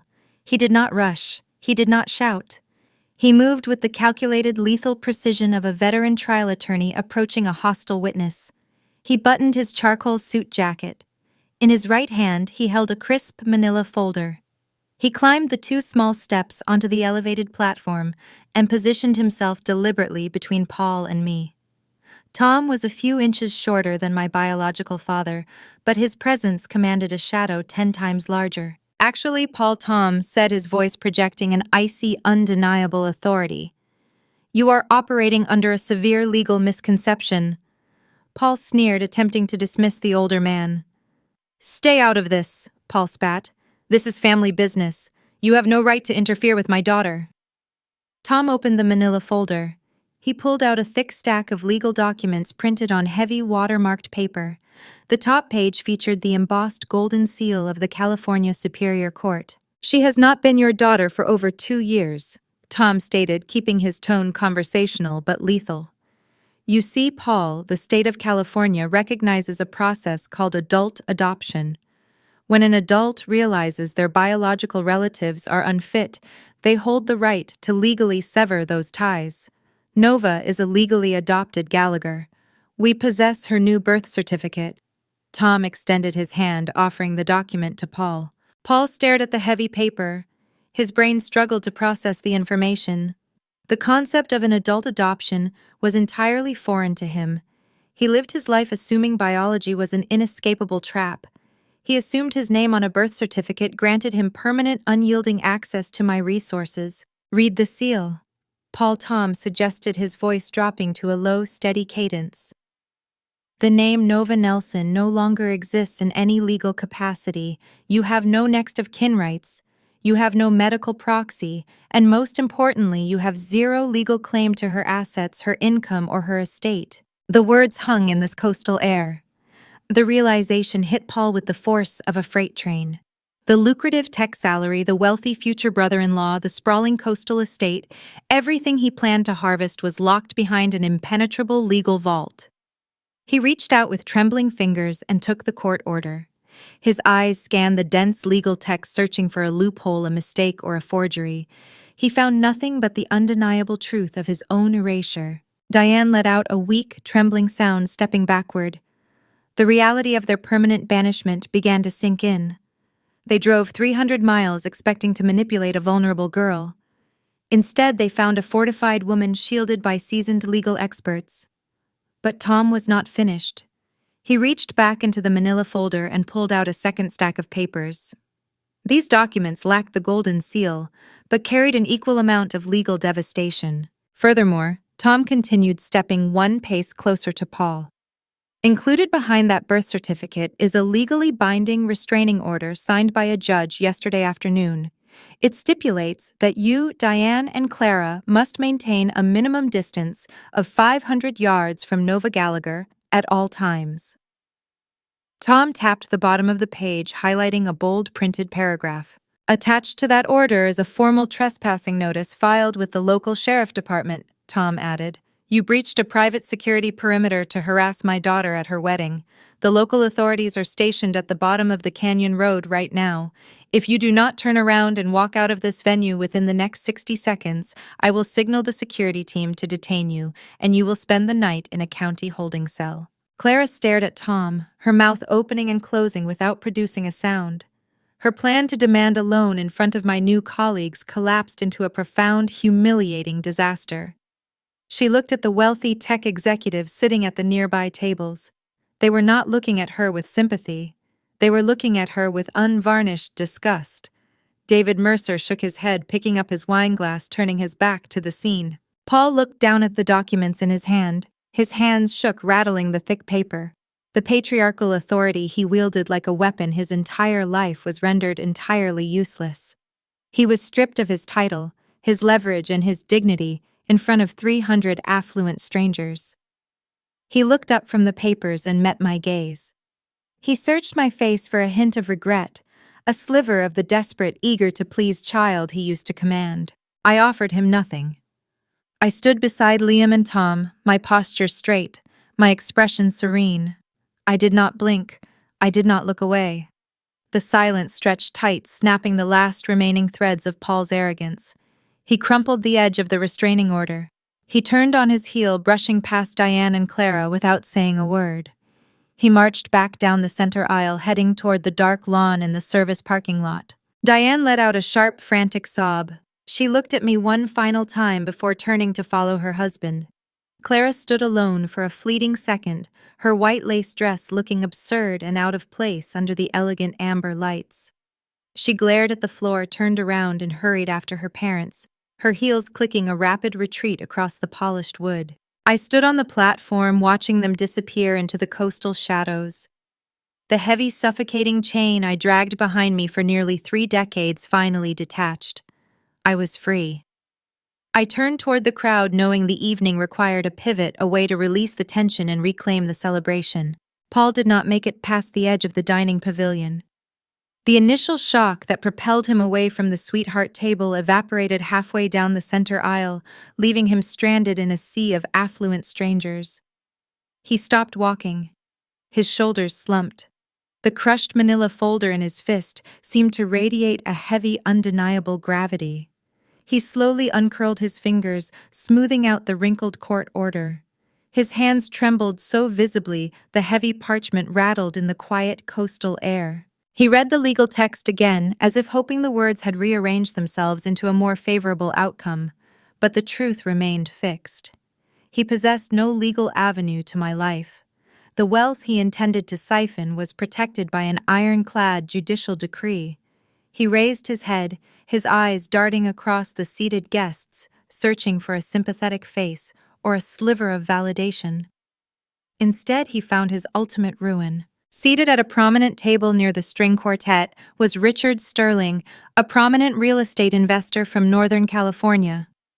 Paul spent the last 6 months leaving desperate voicemails for Richard, begging for a bridge loan to save his sinking commercial properties.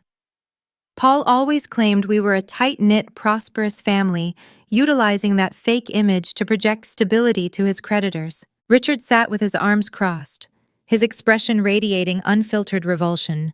He looked at Paul's outdated ruffled tuxedo and then glanced down at the legal trespassing notice in Paul's shaking hand. The silent exchange sealed Paul's fate.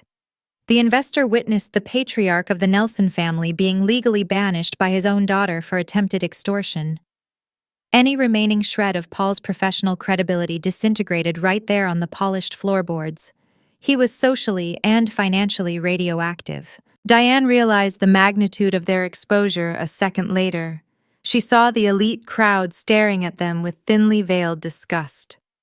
The polished country club persona she cultivated for decades was worthless here. Stripped of her status and denied her payout, she defaulted to the only tactic she had left. She chose theatrical martyrdom. She spun around to face the VIP table, her beaded emerald dress catching the light. She pointed a trembling finger at Sarah Gallagher. Tears streamed down her cheeks, ruining her expensive makeup. "You stole our daughter?" Diane wailed, her voice echoing across the silent pavilion.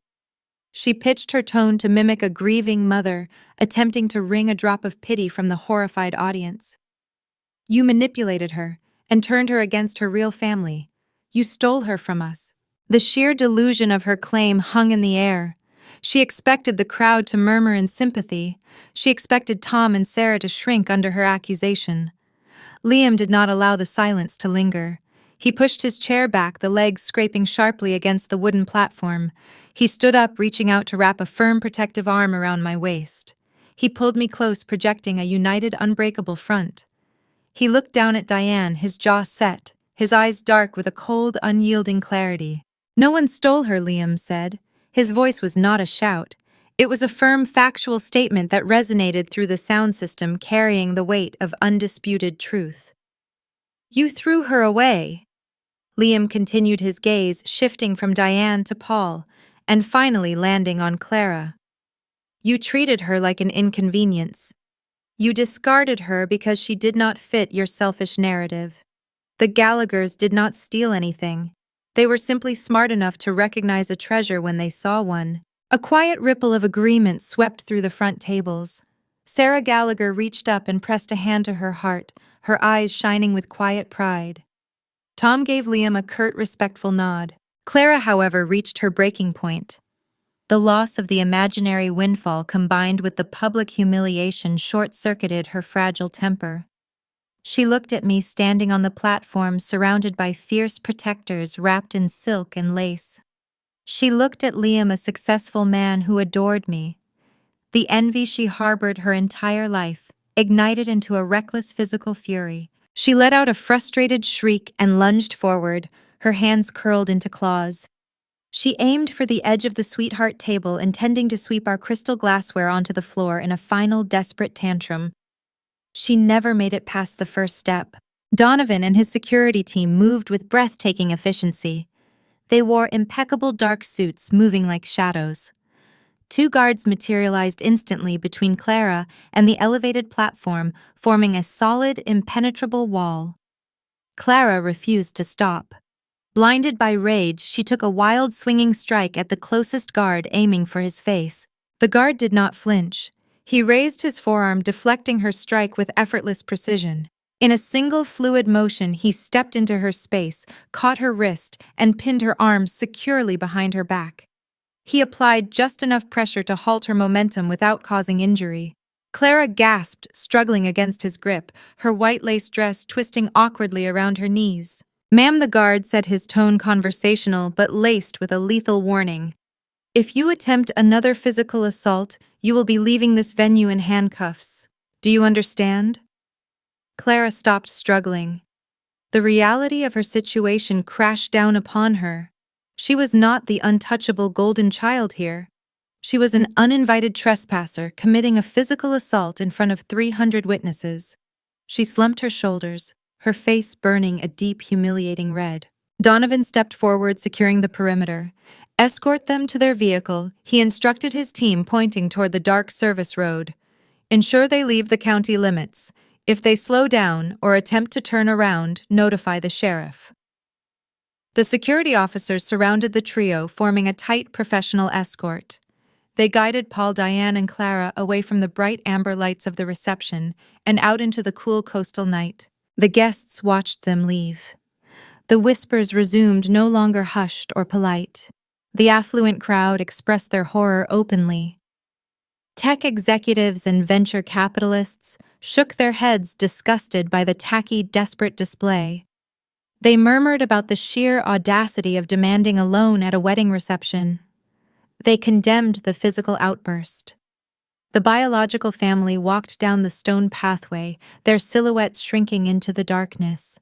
They were stripped of their pride, denied their payout, and permanently exiled from the world they so desperately wanted to conquer. I stood on the platform, my hand resting on Liam's arm. I watched the heavy wrought iron gates close behind their silver sedan. A profound, weightless relief washed over my entire body. The anxiety I carried in my chest since childhood evaporated, leaving a clear, bright space in its wake. The ghost of the scapegoat was officially exorcised. I turned away from the darkness and looked back at the beautiful pavilion. The uninvited guests were gone, but the evening was far from over. I picked up the microphone.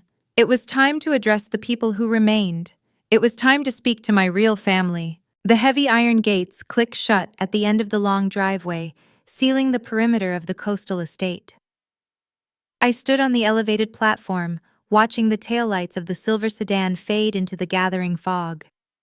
A strange, profound quiet settled over the elegant pavilion. 300 guests remained frozen in their wooden chairs, processing the intense confrontation they just witnessed. The air felt thick, holding the residual charge of a sudden lightning strike. I looked down at Liam. He stood by my side, his posture relaxed, his eyes reflecting a quiet, steady pride. He gave my hand a gentle squeeze, anchoring me to the present moment. The ghost of my childhood was gone. I picked up the microphone from the wooden podium. I turned to face the crowd. The tension in the room was a physical weight. Affluent executives and close friends waited, unsure of how to navigate the social debris left behind by my biological parents. I took a slow, deep breath, letting the cool ocean breeze fill my lungs. A smile broke across my face. It was not a polite, practiced curve of the lips. It was a genuine, radiant expression born from pure, unfiltered relief. "Well," I said, my voice carrying a warm, steady cadence through the speakers. "Now that the uninvited guests have left, let us talk about real family." A collective exhale rippled through the expansive tent. Shoulders dropped. The stiff, rigid posture of the attendees melted away. I stepped away from the podium, holding the microphone close.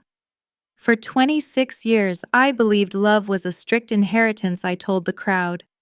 I thought family was an immutable law of nature, determined entirely by a genetic lottery. I spent my youth trying to bend myself into a shape that might finally earn a seat at a table where I was never truly wanted. I paused, looking out at the sea of faces. Many of the guests nodded their eyes, reflecting their own unspoken histories. "But biology is just an accident of birth," I continued. "It is a roll of the dice. It does not guarantee loyalty. It does not guarantee safety. And it certainly does not guarantee love. Real family is an intentional daily choice. It is the people who see you standing in the wreckage and choose to hand you a towel instead of a lecture." I turned my gaze toward the front row.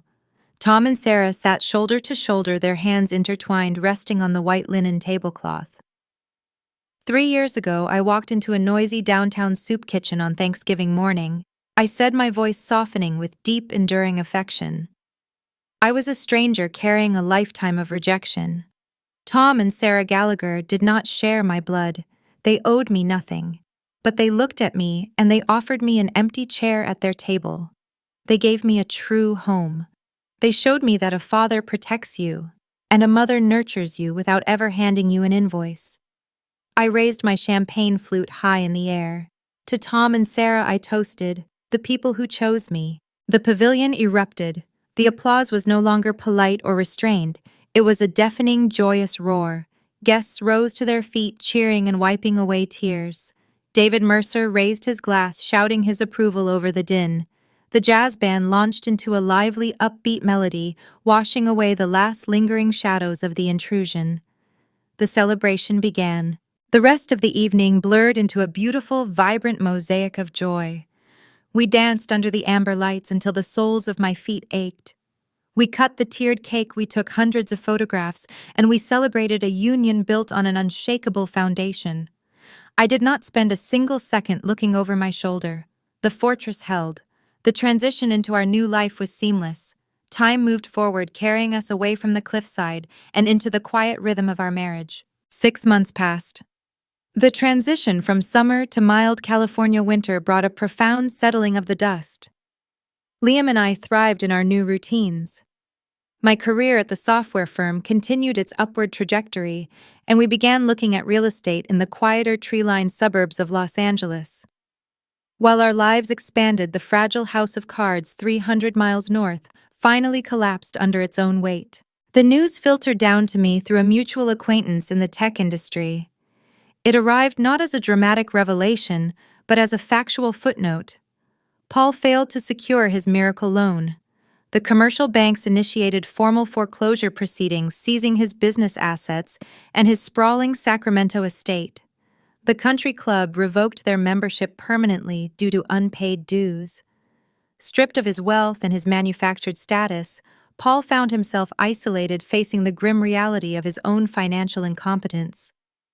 Diane moved into a small rented condominium, struggling to maintain her illusions of grandeur without the budget to support them. Clara faced the harshest awakening of all. Her premium credit cards were canceled by the issuing banks. Lacking any practical skills or reliable work history, the former golden child was forced to secure a minimum wage retail position at a local shopping mall just to cover her basic living expenses. When I heard the updates, I sat at my kitchen island drinking my morning coffee. I waited for a surge of vindictive triumph. I waited to feel the bitter satisfaction of revenge. But the feeling never arrived. I did not gloat. I did not celebrate their ruin. I simply did not care. Their fate belonged to them. It was the natural, unavoidable consequence of their own arrogant choices. They were strangers living a life that no longer intersected with mine. Indifference, I realized, was the ultimate form of closure. My reality lived here in the present. On a crisp Sunday afternoon in early December, I sat in the sprawling backyard of the Gallagher residence in Pasadena. The ancient oak trees cast long, gentle shadows across the manicured lawn. The air smelled of wood smoke and roasted vegetables. Tom stood by the brick fire pit, instructing Liam's older brother on the finer points of grilling cedar plank salmon. Their loud, easy laughter drifted across the stone patio. Sarah walked out the back door carrying a tray of warm apple cider. She set the tray on the rustic wooden table and took the seat next to mine. She placed a gentle hand over my lower abdomen. I leaned back into the comfortable cushions, resting my own hands over the soft swell of my stomach. I was 4 months pregnant with our first child, a little girl. Liam walked over, handing me a mug of cider before dropping a soft kiss on the crown of my head. He took the chair on my other side, joining the effortless flow of conversation. I looked around the patio, observing the people who anchored my world. I thought about the daughter growing inside me. I made a silent vow to her, right there under the vast California sky. She would never know the cold sting of conditional affection. She would never have to earn her place in our family through perfection or obedience. She would be born into a fortress of intentional, unwavering devotion. I took a sip of the sweet, warm cider, letting the profound peace settle deep into my bones. For 26 years, I wandered the earth searching for a safe place to rest. I survived the exile, and I built a kingdom from the ruins. I finally possessed the only thing I ever really wanted. I had a family that told me to always come home. Looking back on the day I stood in that noisy soup kitchen, I realized the greatest gift my biological parents ever gave me was their rejection. It forced me to stop waiting for a seat at their table and build my own. If you take anything away from my journey, let it be these two vital truths. First, biology is simply a starting point, not a life sentence. You owe zero loyalty to people who treat your existence as a burden. Second, setting an ironclad boundary is never an act of revenge. It is the ultimate act of self-preservation. You have every right to walk away from anyone who demands that you shrink to make them comfortable. Today, my life overflows with light laughter and a daughter who will only ever know unconditional devotion. I survived the exile, and you can too. Thank you so much for spending your time with me today. If my journey resonated with you, please leave a comment below, sharing your own experiences with building a chosen family. Hit the like button, subscribe, and turn on notifications for Hazel Tells Stories so you never miss our next video. You deserve to be chosen every single day.